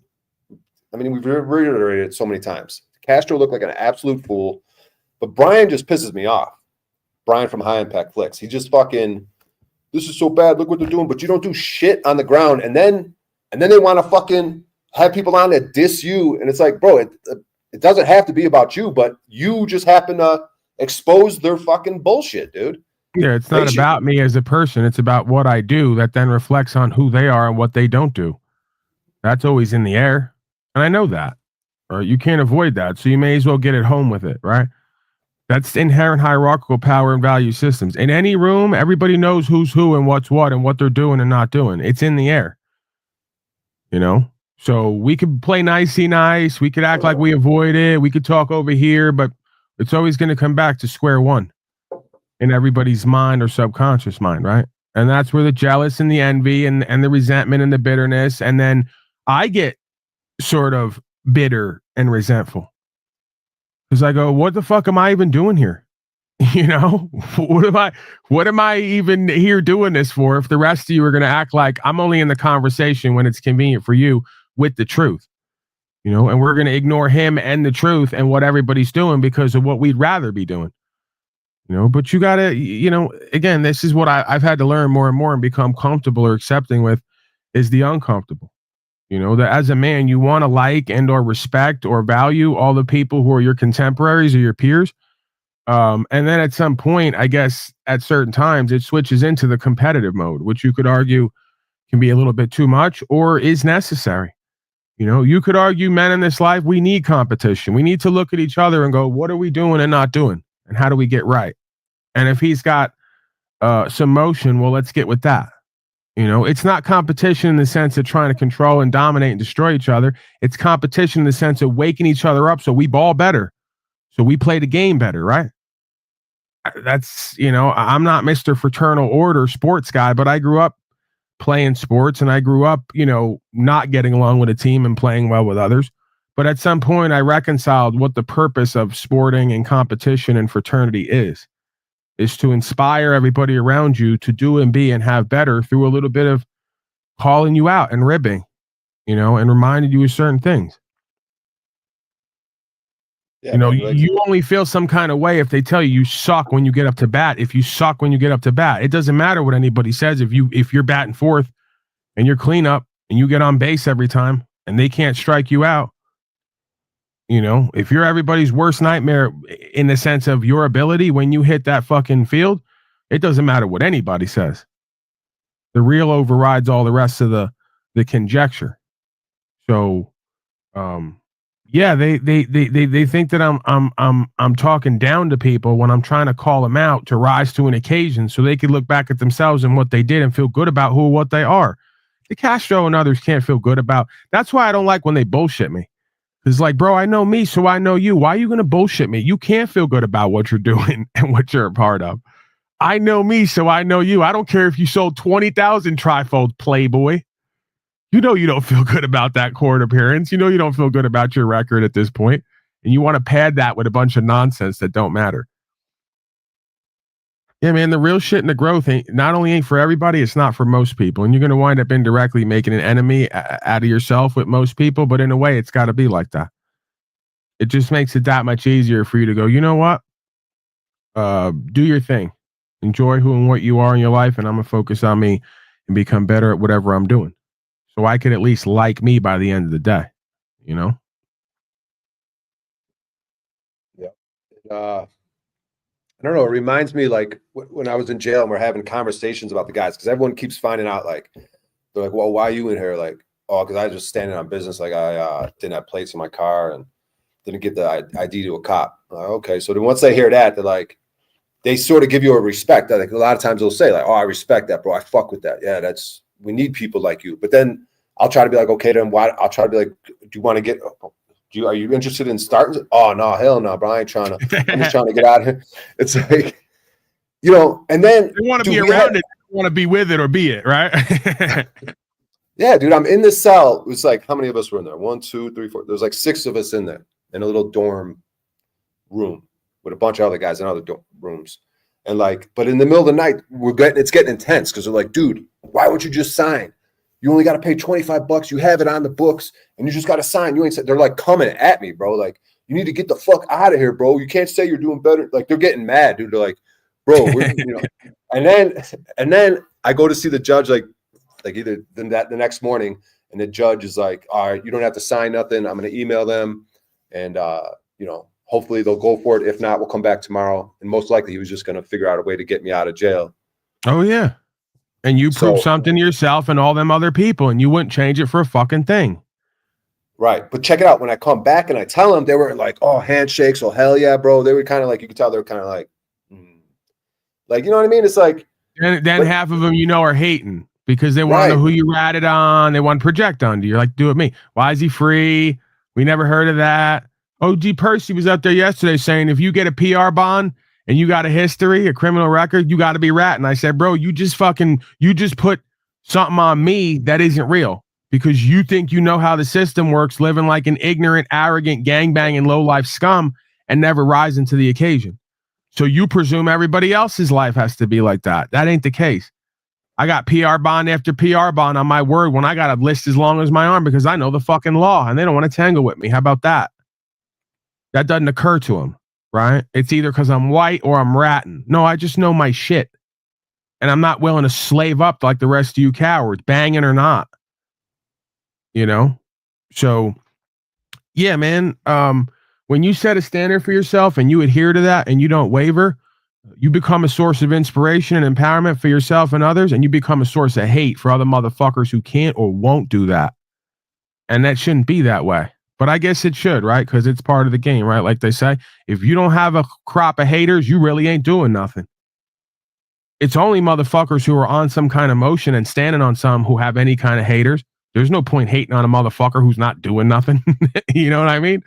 So it's just part of the game, right? We learn that part of the game is inspiring yourself and empowering others and yourself. And part of the game is keeping an eye out for who's going to hate on you because they're going to choose not to do that and then try to demean and devalue and equalize with you. It's not that you're better than them. You just chose to do better than them. The same way a fat motherfucker is going to hate on you for doing sit-ups in the morning and wanting to get your body together and eating right. Oh, you ain't going to come eat cookies and cake and ice cream and be a bitch with me? No, I'm not.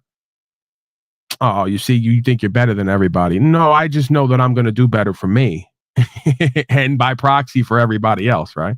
You don't do it for them, but you do it for them indirectly. Because if they can see it and watch it, then they can know it and be it. Yep. And you can't really choose who, because like there was a few dudes that I'd be like, oh, I wish this dude would not be the hater, right? Like I respected a few of the dudes in the pod, like, all right, I respected some of them more than others, but those are the ones that could be hating the most when I come back. They weren't like, because I come back like this, I was like, I stood on business, like I was all happy and shit, but they weren't like, oh hell yeah, bro, like damn, we were wrong, like you said, the little hate comes out, and it's like you realize, okay, these are the people that if I could choose who would not be, who I didn't want to be the hater, but those are the ones that were hating. And then you got to say, okay, you can't really choose who are the people that in your life, like you're saying, like you might want certain people to think, but it's just weird how the world works. Like the power players, like a Julian, I keep bringing them up, like the Julians and the Virgils, like these guys are power players in my eyes, but other people might not look at them like out in the world. They'd be like, oh, these dudes are kind of, I don't see them as tough or powerful and all this shit, but I see it. I see the true power, because that's, to get back to it, it's all about false from the real. They don't have to be tough. They just got to be the realest and the most faithful. Haven't I said the same thing about myself? I don't claim to be some big, badass, tough guy.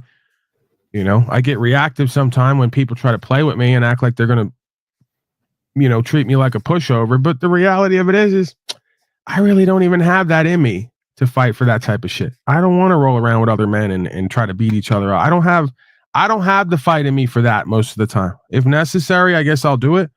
But my passion's not oriented toward that, So I don't have to be the toughest and biggest badass. That just puts a target on your back, right? Smarter lives longer than tougher, right? More real and more faithful and trustworthy and caring lives longer and lives a better life than the toughest. I can't maintain that position. I can maintain the position of being the realest or the most faithful. Yeah, so, like the tortoise versus the hare. The tortoise is an awesome creature, dude. It could live for hundreds of fucking years. And it's like slow, but you got the tortoise. It's fucking up. You got the hare. It's fucking all the time. It's fast. It's Bugs Bunny, fucking funny guy. But they could get burnt out, right? It's that tortoise, though. He could live for hundreds of years. If you could live for hundreds of years, you could see all types of shit. You withstand you know what I mean? Like, that's sort of the mentality we gotta, I think we're going for here, is that long game. And I envision these communities, man, the children that some of us are gonna have, and just to be able to see the community, how their father's moving, because a child always wants to be like his father. Just like when I was chugging Jim Beam at 15, I want to be like my dad. But if my dad, they realize who he actually is, and then go the opposite way. Yeah, it's like if my dad would have stood on business and been about something like that, my whole family could have been awesome, dude. I have 4 older Irish brothers. Like, we could have been a fucking powerhouse, dude, in this world. Like Irish brothers with like a badass father, but no, my father had to be a drunken bitch. Go along to get along. Fucking my older brothers fucking had they couldn't figure it out, and fucking so they're all just selfish fucking narcissists. Whatever, dude. Like ICBM. So that's the generalized term. The ICBM. What's that stand for? The inauthentic corporate beta male. Yeah, exactly. Yeah, my whole family. Yep. My whole family, even my one brother that wants to, he's the cool one, or he might not be the corporate dude, but he's still a piece of shit. Like he stole from me in my teenage years, and then he probably stole part of my dad's inheritance. He's the only one with the key to the lockbox, whatever, the safety deposit box. I'll just go there by myself. I ain't gonna steal nothing. Like, what is this shit, dude? This shit always comes up with the inheritances and funerals and that whole thing. Like, just like with your family, like that, this shit gets exposed. What these people are really about, like especially in your situation, bro. How you put down the drugs and change your whole life, and then someone had inheritance money should go to you, but no, instead your dad's like, I'm gonna get this goofy bitch and we're gonna travel the world and fuck. Like, how can he not fucking see this fucking shit, dude? Right, like, but every time they do that, my body gets angry and lustful, and my spirit reminds me, Paulie boy, just reconcile it. Forgive them, for they know not what they do, and move forward and do what you do, and you're gonna get paid off anyway. Right? Every time that they take the physical shortcut power, and I continue to play a long game and do what's true and what's right, the universe writes me another check. That's exactly why certain people came out of the woodwork to bless me in certain ways, because this thing knows my heart and knows what I'm going through, and I don't have to be a victim. I don't have to complain. Being a victim and complaining will cut me off from my power and value anyway. So by not doing that, but talking about it and relating to others and moving past it and just doing what I know how to do, the universe is always going to write me a check, it would seem, for what I'm meant to have. It can't fuck up what somebody's meant to have, right? All they can fuck up is what's meant to be with us, right? So they did that. They keep doing that. They can't be a part of what I'm a part of and reap the rewards and the blessings and experience the grace and the mercy, because they're too busy living a lie to themselves and others and playing fucking dangerous games karmically, right? So I wouldn't want to have to be them. Somebody lying, cheating, stealing, being inauthentic, unactualized, unrealized, disempowered, and clutching for physical power and value. I wouldn't want to have to live that way. That's a lonely, desperate way to live, man. You know, I've surrendered all that to get it back. And that's what I'm trying to give away to everybody else on these platforms, that they can't interfere with who and what you're meant to be. And the more you ignore what they're doing and focus on what you're truly meant to be and stay true to yourself, the more that God and the universe is preparing what the fuck's been meant for you the whole time. You know? Like somehow, some way, even though all these people have more than me, I'm infinitely better off because I know myself. I have partnerships. I have community, right? We're now seeing land and a house come about while they're sitting in the city or some suburb rotting and getting hit with 5G. You know, I'm going to be living how I'm supposed to be living. The universe hasn't stopped putting forth opportunities out of nowhere that just come up to give me what's meant to be. And it literally is only made through me having to look over what it seemed like was taken from me, you know, or me not getting what I would want to believe I deserve or am entitled to, you know? So yeah, that's a different level of trust, equity, and faith. And that's a different level of co-creation and consciousness. And therefore you're going to see a different level of blessings over time. I got a feeling, you know? Yeah. Cause there's people that are in like the false power positions, what people consider power positions, but there's people that know right from wrong. Like you were saying, like in the FBI, the military, and government. Like there's certain people that are good or that want to be good or that have the potential to be good. Like even like a billionaire, like say the guy that gave all that money to that fucking blonde. What was her name? Whatever. Some billionaire guy. Daniels? No, the what the fuck was her name? It was a billionaire guy, and then the blonde, the hot chick, Gates? Melinda Gates? the billionaire dude who but he wasn't a famous billionaire. Bezos? Jeff Bezos? No, but he died. He was a 90-year-old guy, and he married this like Anna Nicole and the Anna Nicole. Yeah. And Howard, whatever the fuck his name is. Yeah, so a situation like that where you got this family or you got a guy, there's someone either watching you or watching me or watching one of these things, and like he's like got all this fucking money, he's got his family who's like, but he's thinking, man, fuck my stupid, these guys are right, dude, these motherfuckers don't stand on shit. I could give them a big ass donation right here at the end as a way to like right his wrongs, because he was probably in authentic corporate beta male, but who always knew he was kind of fucking doing wrong, but he was making the money and did it anyways. And like so these are situations, right? We're gonna have good FBI agents, good military, good people in government, either with money or without. We could get helped. We will get helped. I believe that. Yeah, you got a missing piece that they don't have. They got the money, they got the false worldly power, they got the fake ass bitches and everything around them, but they don't feel right. So when they meet somebody like me, straight out of a tent, who is living better than them inside to out versus outside to in, I got a piece of the puzzle that they need, whether they want it or not, that they don't have. So that's the thing that people look over most of the time, is you'd be surprised who's jealous and envious of you in your position, regardless of what you think they have. They're looking back at you like, I just wish I had a real bitch who was next to me who would care for me and ride on something that I didn't have to write her a check. You know how many guys I've told you stories about people with millions of dollars I met who kept it real with me on to some degree and told me they don't even trust the bitch they're sleeping with. They're sleeping with the enemy. So it don't matter what kind of worldly power they got. It don't matter what their friends think about them or their little career buddies. It don't matter. Anything they think they got doesn't amount to nothing, because they're waiting for the day that bitch is going to take half of what they don't have, because they can't secure themselves and their livelihood and their integrity and their self-respect, and they haven't used discernment in their co-creation. So there's always another side to the coin that we oftentimes don't see till it shows up, and then we make a verification of a validation. Oh, wow, I do have more power and more influence, and I do have pieces to the puzzle that maybe others don't have and don't realize they don't have till they witness it and realize they need it.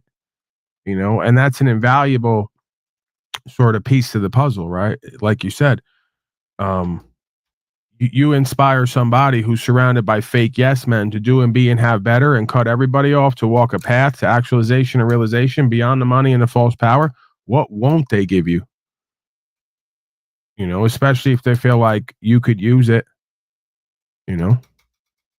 So it's not that we do this for money. We do this realizing this is our greatest resource, our greatest source of empowerment and value. And by living that way, we get what's meant for us, and we could give it away for what's meant for other people who may not have it but need it. You know, and that's why I laugh when they go, conscious and awareness and the rest of what I do is not profitable or marketable. And I go, can you spell profit? Prophet. You know, they only know the one profit, right? Versus the, you know, the coin of the realm, the other worldly, you know, they know the coin of this realm, which is here today, gone tomorrow. They forget about the coin of the other realm, which is eternal power of value and truth. Yep. Exactly like in the Orlinda book, the story of Jesus. Story goes to a slave. There's a guy he's serving as a slave. I don't know what that means, serving as a slave on a boat, but he was a Frisian person, which they're all about freedom. That's what their whole society was about. Good, honorable men. The whole fucking thing is freedom. So Jesus meets this guy, right? And Jesus had money from, because Jesus' real mother was a son of a daughter of a king was his mother, and a high priest was the father. So they were rich, powerful people, false powerful. But anyways, so they gave him a bunch of jewels when Jesus goes to his parents and he calls them out on what the fuck they did with their false shame about having the child and giving it to the poor people. So he goes and calls them out on it, and they give him a bunch of jewels and wealth to get rid of him. And he gets all fucked up about it. And he starts wandering around, and he finds this Frisian slave, this freedom dude. He's this fucking slave. And what does he do? Just like you said, and we talked about before, he buys the slave's freedom with the jewels that he got from the kingdom. But what did he get from the Frisian guy? The Frisian guy taught him all his customs. He taught Jesus what Jesus taught to everyone else, which is what we're doing. The standing on business, the fucking freedom, what it takes to have a free society. And it's a lot of what happens when a supposed slave is more freer than the supposed most powerful people in the world. And that's the dynamic, right? The prince and the pauper, in a sense. Yeah, that dude's on a boat serving as a slave, but he has it all and he knows it.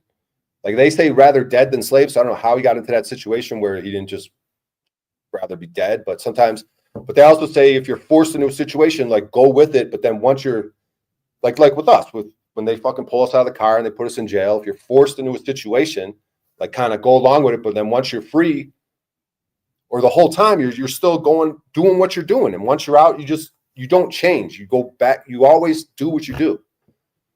It doesn't matter what they do to you. Like, so yeah, it's just interesting, man. That dude serving as a slave on a boat, just like we would be serving as slaves in prison.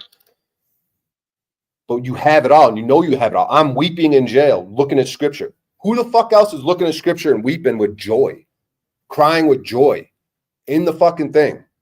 People instead of crying about my belly getting fat and fucking crying on the phone to Brian from High Impact Flicks, I'm weeping with joy because I'm living this fucking thing. You know, I've read the Bible before. I didn't weep with joy until I actually was in a situation. So yeah, you have it. We have it. And it's just a matter of time, whether it's this lifetime or the next or whatever. You work on this faith. You're a good, honorable man. Stand on business. Be a true man. In balance, and it's just you can't lose. So I gotta get. I've been pushing my schedule back here. I gotta get on Brian O'Shea. I'm going on early today, and then I'm going with her to the natural store. It's kind of far away, so yeah, man, you serve the God in yourself and you indirectly serve the God in others. And when you activate that process, more people who didn't realize what was inside of them and inside of you start to become aware indirectly. You know, and that's what's going on with these courting processes. I'm serving a God inside and with me. And by doing that and not being belligerent and combative with them, they recognize the God in themselves and in me and in the room, and they give safe passage. You know, so it's counter instinctual to try to resist and to fight when reconciliation, resolution, repentance, reformation, all these things we talk about in spiritual faith, right? Working in trust, equity, and faith is the answer. You know, it's the one thing that they can't get a handle on. It's the one thing that in and of the world they're not fit to govern, right? They can only govern a creature who has abandoned those things legitimately. I'm not saying they never will try to. But legitimately, they can only govern the creature, which is the majority, who's abandoned God and serving that God within and that truth. That's the majority, right? They're there to govern the Castros. They're not there to govern Pauly boys. Right? And there's no separation between Pauly Boy and DeCastro other than perspective, understanding, application, and results. And that's pretty big in and of the world. You know, but spiritually, we're the same conscious and awareness. He knows what the fuck I'm saying when I'm saying it, why it matters and why it doesn't. You know, we like to play the game. So, yeah, at some point the game stops and the reality kicks back in of who and what you are, what you're doing and not doing. And you only weep with joy when the game stops and reality kicks in and you kind of like who and what you are, where you're at and why you're there, even if you're not supposed to, you know? So I get that. When I go to jail, if I'm crying, it's because I know I'm submitting to a higher sense of self than what everyone else around me is. And I'm going to learn today, that day, more about trust, equity, and faith, and by proxy, know myself more. Right. So that's a joyous event. I'm coming closer to God by coming closer to me and knowing myself and not wavering. That's what the box is supposed to do. If you let it be, the box will make you or break you like anything else in this experience. You know?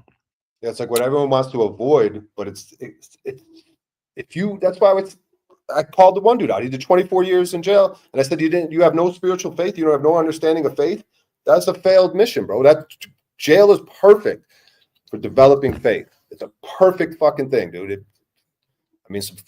I saw this video. This guy got beat fucking crazy style in a cell. I don't know what the fuck the situation was. It was fucking scared me. Like, fuck, dude. Could that happen to me? Like, but if it was to, it happened to a good, honorable man. It's the same thing. Why would that happen to a good, honorable man? It most likely won't. I know you got to get out of here. What the fuck was my point? Yeah, man. I fucking lost my point.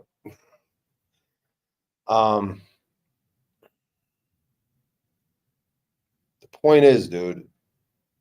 It's all about love, brother. That's the point. That's the point. It's all about gay love, brothers and sisters.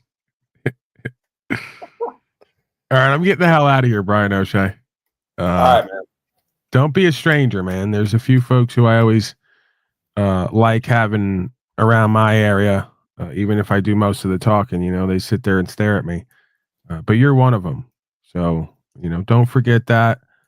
Don't feel pressured by that either. You know how I am. I try to ride the middle ground of I don't need anybody, but there's certain people I don't mind having around or even want to have around.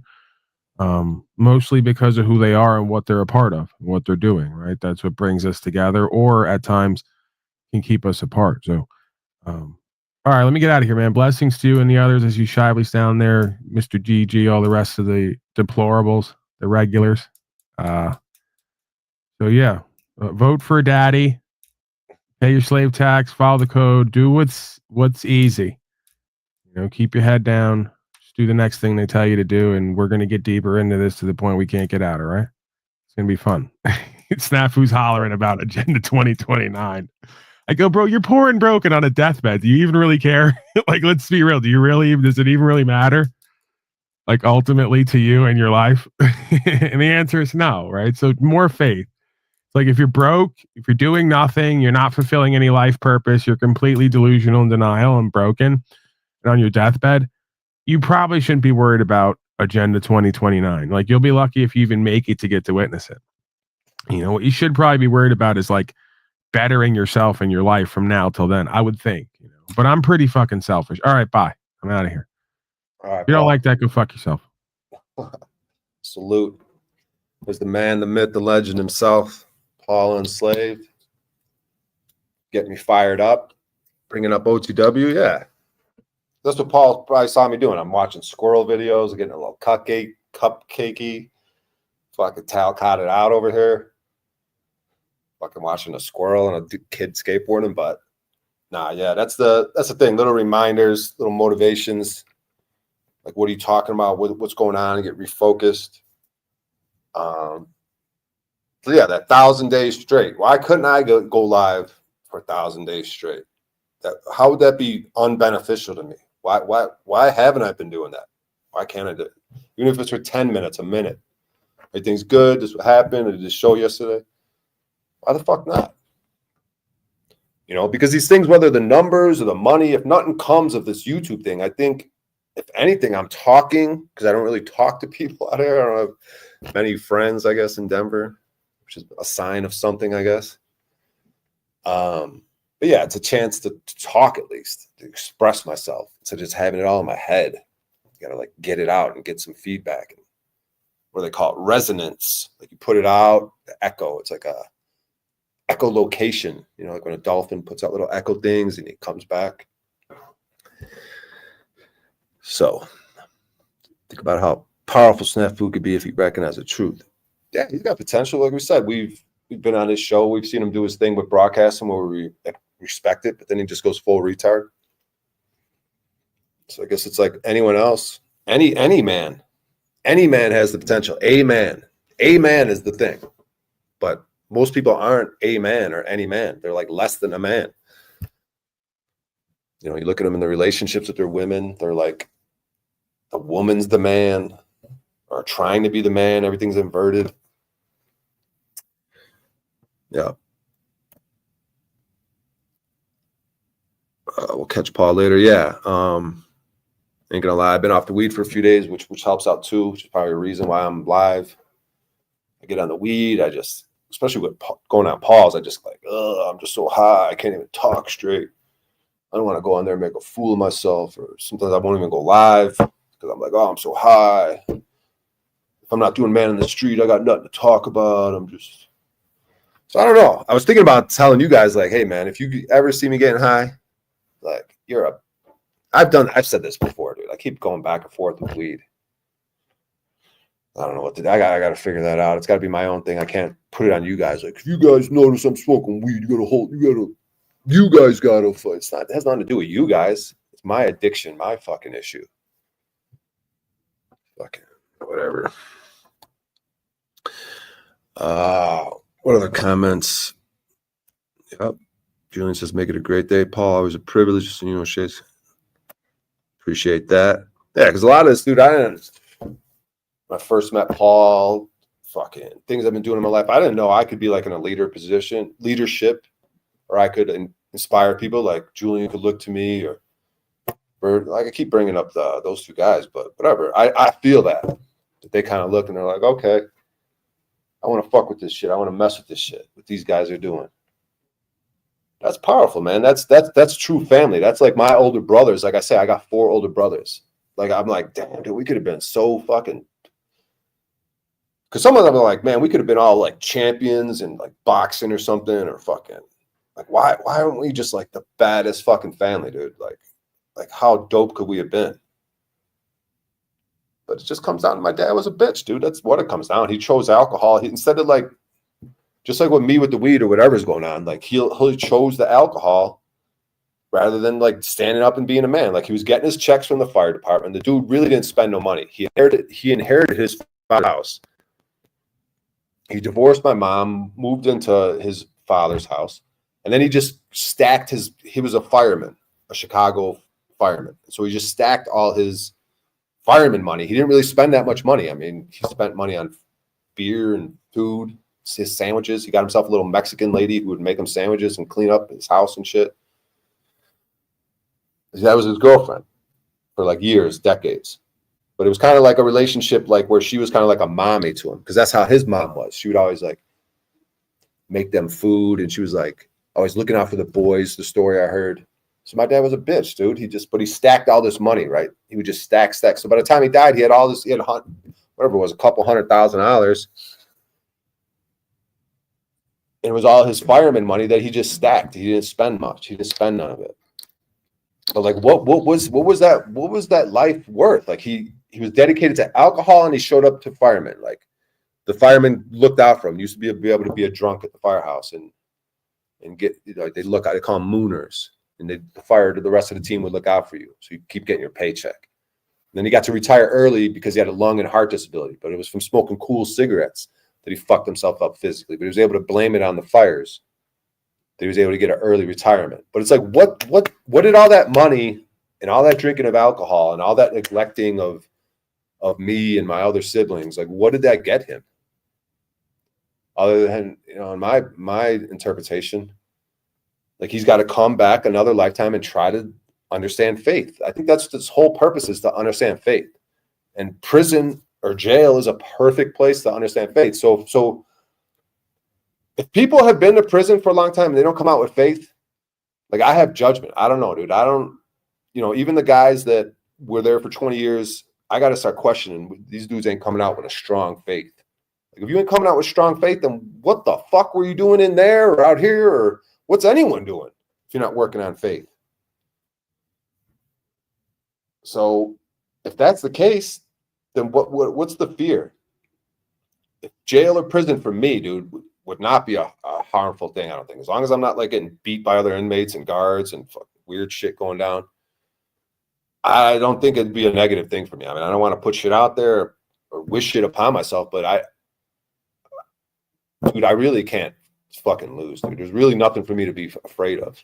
If I'm not causing loss, injury, harm, honest person, I don't steal from others, I'm humble, meek, like, I don't need to be fucking, obviously I don't need to live in a fucking I don't need all this fancy shit. Obviously I live in my car, so it's like, how can I fucking lose, dude? What am I scared of? Going out, man, in the street, I get scared to buck up. Oh, the cop's gonna come. Like, what the fuck am I scared of? Where am I causing loss, injury, harm? My audience would call me out on it. Where is it happening?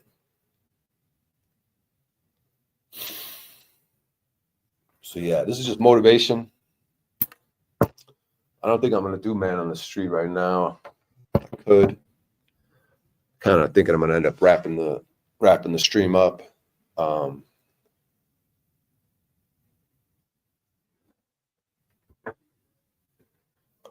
me check these comments. Brian, have you ever thought about mineral prospecting, like for gold? Yeah, that'd be cool.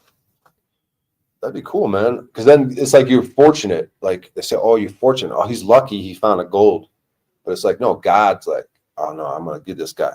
It's like I probably would find gold, right? Because of the way I live and my connection to God.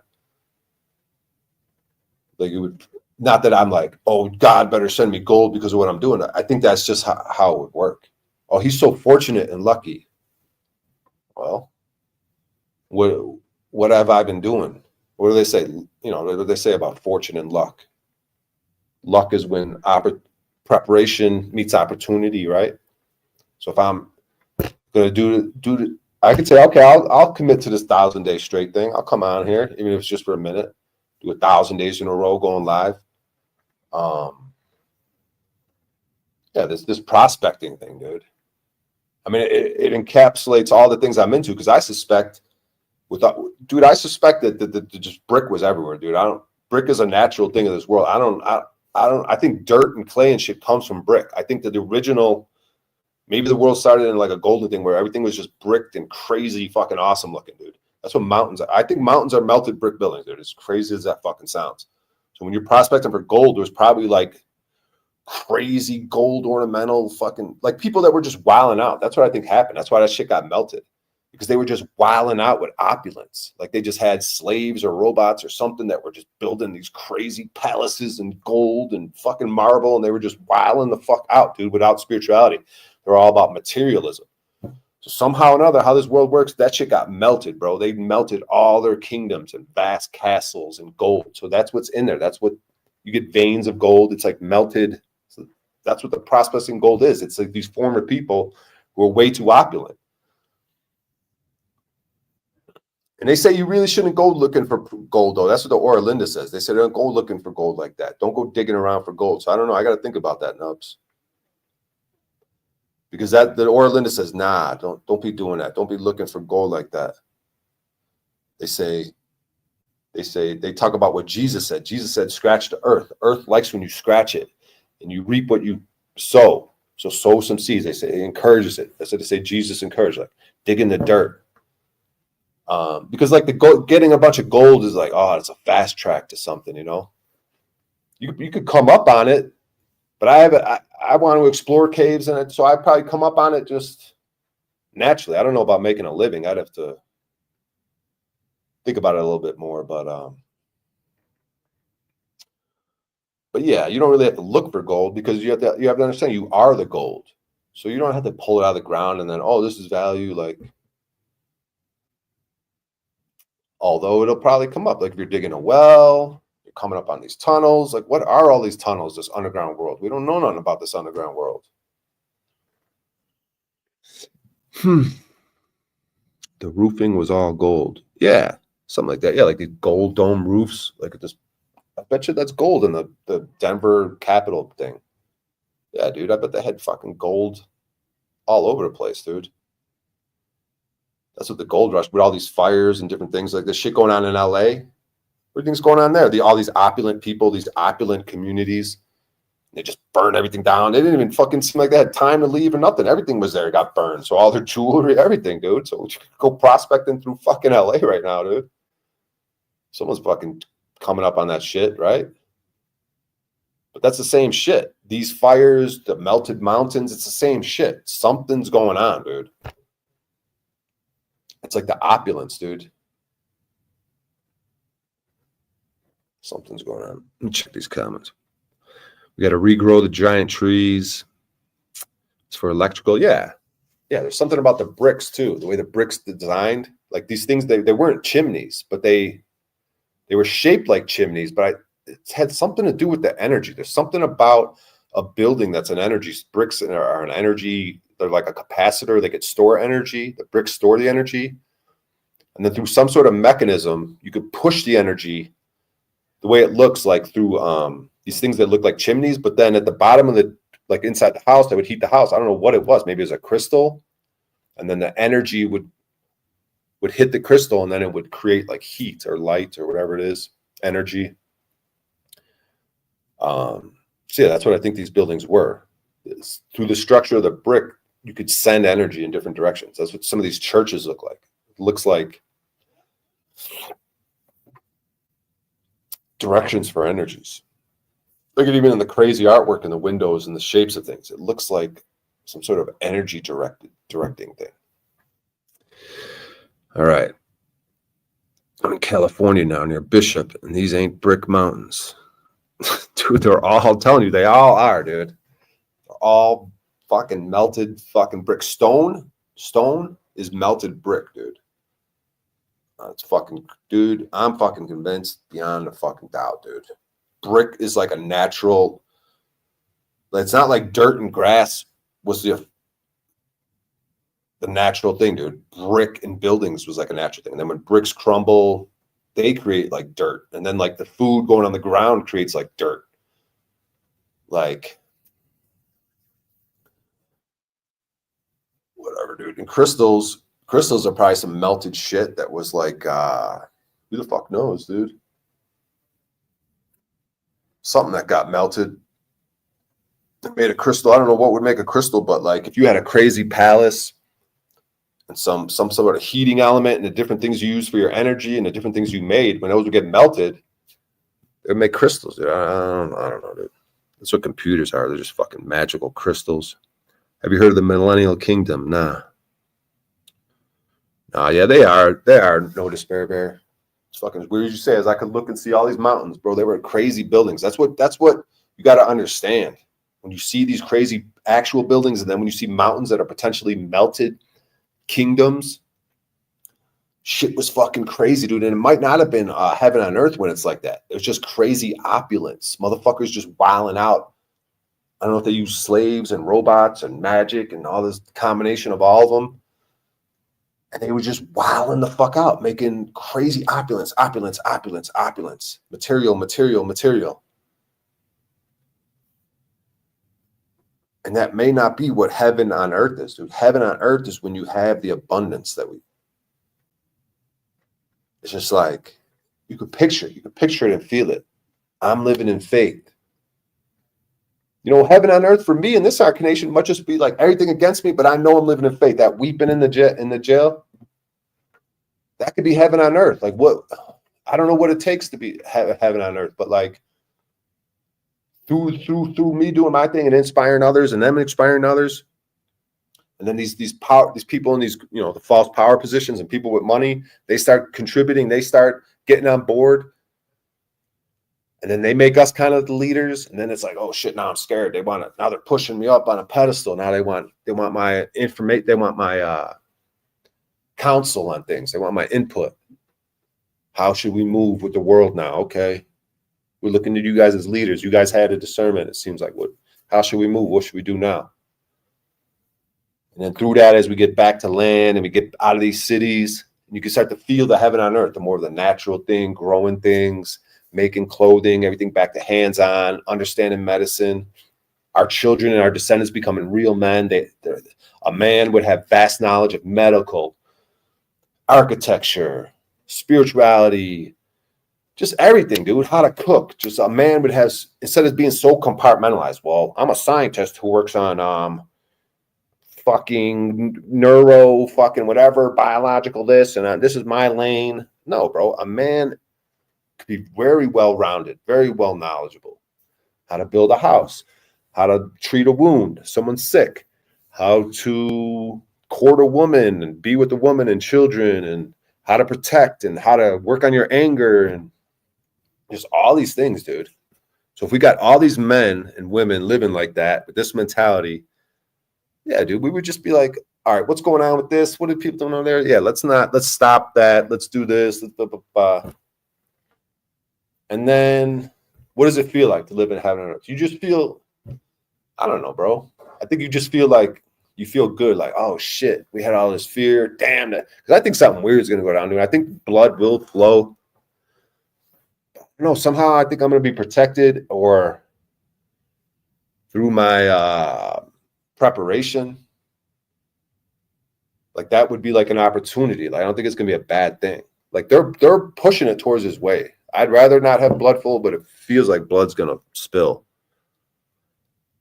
But that's just a natural cycle. I think that's just what happens. Like people get in power, and through how the world works, where it cycles, and we have a dark age, so the evil can really manifest and show you, like, look what people are capable of. Look what they'll do when they don't have that stars on a line in a certain way to help them out. They'll fucking fall off and do wild shit and try to cause loss, injury, and harm to you.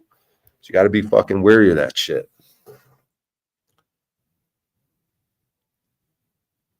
Yeah, we'll probably just be chilling. It probably won't, heaven on earth doesn't have to be like, oh my God, I've got this crazy flying machine. I mean, we could have flying carpets and all that. But like more, it's just like you're in a home on a piece of land, and everything's really nice. Like the craftsmanship of your home, your garden, the way it grows, and the way your food tastes, and the different recipes, and the people around you, and the polyamory, and there's plenty of women helping to raise the children that you're making with maybe many different women, and there's a little community, and it's just everything's just going good. Like we don't need all this outside influence to govern us and retard us and slow us down. Instead, it's going to be expansion. Instead of contracting and like stifling and slavery, it's expansion. It's openness. We're open. We're free, right? It's all about freedom. That's heaven on earth. It doesn't have to be crazy gold and opulence and just nice craftsmanship. Things could be beautiful, and nice family and homes and good food and shelter, all that shit. You know what I mean?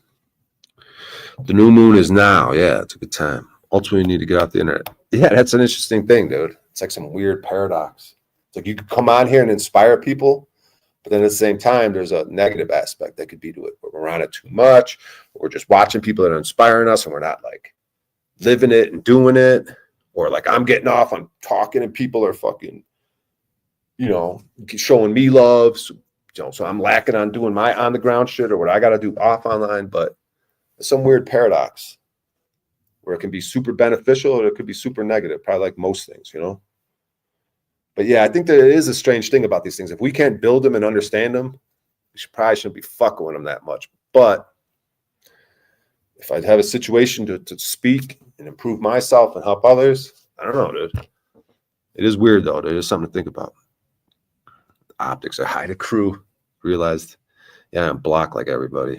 So whatever. Pull out all your accounts. All the miscreants come in. I'll reblock you. But, yeah, Snafu, what's up, dude? You're going to die soon, dude. What are you doing, dude? Gender 29, gender 25. Come on, bro. Go out in a blaze of glory, dude. Put the fucking camera on, take the plates off, go to jail and work on your faith, dude. Like you should have did your first time in jail. You need to go to jail, Snafu. Die in prison or something, dude. Call us from prison, dude. Like fucking DeCastro's doing. Come on, Snafu. You'll get some weed in prison, dude. It won't be that bad. They'll give you medication too. Be like, oh, I got the hole in my brain. Give me some morphine. Come on, dude. Get you a little morphine medication every day. Whatever, dude. Your minds have been limited by the poison. We would easily be able to understand and build these structures. Yeah. Yeah. I mean, but we don't really need all the crazy opulence of them. We could have our own little cottages and ranches and different things for our homesteading type situation. Yeah, but they could be awesome. We could use stone, brick. We could make brick. I think stone is melted brick, so whatever. And granite and different things might be different types of when you melt crystals or I don't know, dude. When you melt brick mixed with something else, it might make like a granite. I don't know, dude. I'm pretty convinced that's what it is. I went to prison. You got to catch up, O'Shea. You're just doing county time. Yeah, but you didn't develop faith in prison, dude. That's why I'm gonna call everyone out, dude, who's been in prison for years. Like, basically, a prison is a faith. I mean, I don't know. I haven't been to prison. I just did. My longest was 6 days. The last one I was doing. I think that's the longest I've ever been locked up. It was like 5-6 days, whatever. But like, it's like a faith school. It's an opportunity to develop faith. I think that's the main thing that prison offers. It's an opportunity to work on your faith. So anyone that's been in prison or jail or for especially the longer amount of times, if you're not coming out strong faith, then I don't know, dude. I'm gonna judge you and I'm gonna call you out, hold you accountable, dude. Like, what the fuck were you doing in there? Like, seriously, bro. Like, how the fuck did you not develop spiritual faith in prison? You fucked up, dude. You were fucked up before you went in there. There's no way you had spiritual faith, went there, and then lost it. No way, dude. The story of St. Patrick, where he got locked up, developed his spiritual faith, and came out and freed he rid the snakes of Ireland, which are probably like evil priests or something. Probably what we're going through now. St. Patrick. He went to prison, developed his spiritual faith, came out, and rid Ireland of all these poisonous snakes, which is probably a code for evil priests. Because that's the thing, dude. The Vatican, they're just wild out, bro. They're decadent. Fucking kids. They got their own CIA. I was looking at something. They had some chrono machine, dude. They could look through time. And dude, who knows with these fucking powerful people, these scary people. The earth provides abundance. The heavens provides guidance. I am the discernment. Yeah, that's pretty good. Fuck snafu, zero, honor, integrity, accountability. Yep. You're right, Jimmy. Do you know that they use ruby instead of use a ruby inside of certain letters? Yeah, it makes perfect sense. A ruby. Exactly. Why not? Exactly, dude. These crystals are strange. Okay, with the brick and stone shit, there's something in there with the crystals too, and I think melting. I don't quite understand it fully, but something about these crystals in bricks and stone, there's a correlation there somehow through melting and something or other. I don't quite, I have to do some more thinking on it, but there's something there. I'm in a prison called life. Yeah, like an open air prison. So yeah, so in this like more of a, what would they call it? Low minimum security prison that we're potentially in. Opportunity to develop faith. So whether it's a maximum security or minimum, you could just say, oh, we're in the most minimum, right? Say, oh, because we could go out of our cell and we could live in an apartment that's a different type, it's a bigger than a normal cell. You know, we could walk the yard, walk in the neighborhood, doing whatever. Traveling the world is like going walk in the yard. Like it's a giant prison, but you know, there's just different levels of security. So we're the most minimal. We're like, you know, isn't there prison things where you could like leave and go work and then come back to the prison, which is strange.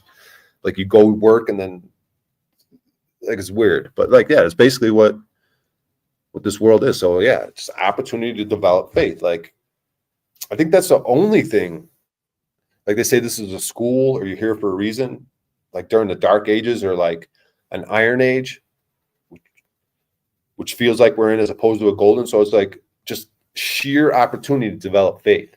And you're going to winnow out all the people that don't have faith. Because without faith, faith without works is dead. Like what do you have without faith? Let me read these comments. Yeah. Shut up. Dude, Jimmy is not a drunk. You're an idiot. You're a coward, snap-tard, just wrong all the time, inept, lame. Exactly.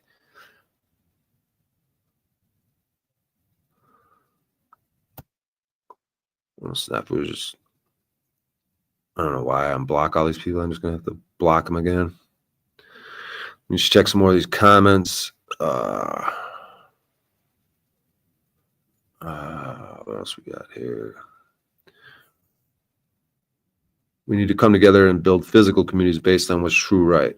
Yeah, I mean, that we need to come together thing. I mean, we could have that spread pound come together. Just got to be a little careful with that because your individual faith, it's like, you know, these saints that have the light, you have the illumination within you and expands outward, right? So you have the illumination, you have it, the energy, your aura, and it's expanding outward. And people that come within that field, they know it, right? So it's just a natural thing. We don't have to like seek it. Everything is from within, an expansion outward.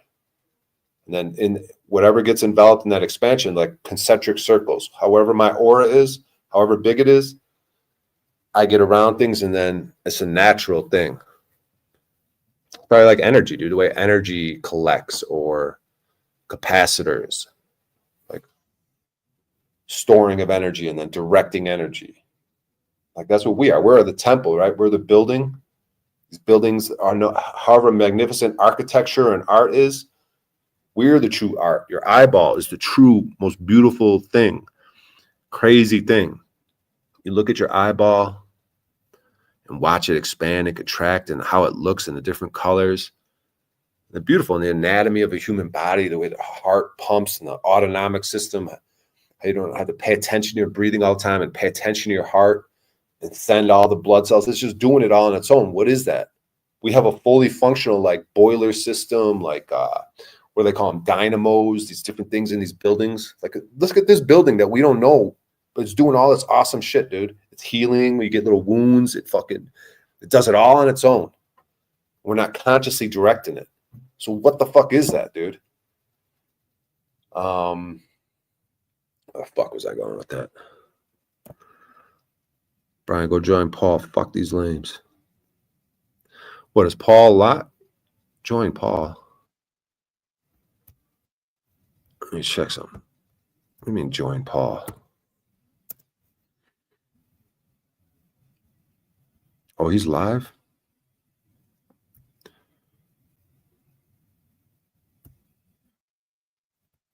Oh, okay. Paul went live. All right. Yeah. Appreciate it, Shively. Appreciate it, everyone.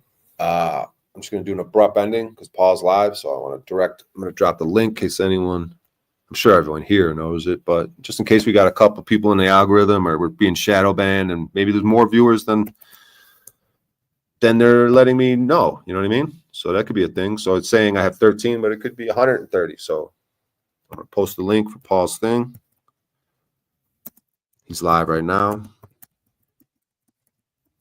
So go over there because I'm going to go over there. You guys are cool, man. Yeah. I was nervous to do the broadcast today, but it ended up working out. I was like, I got nothing.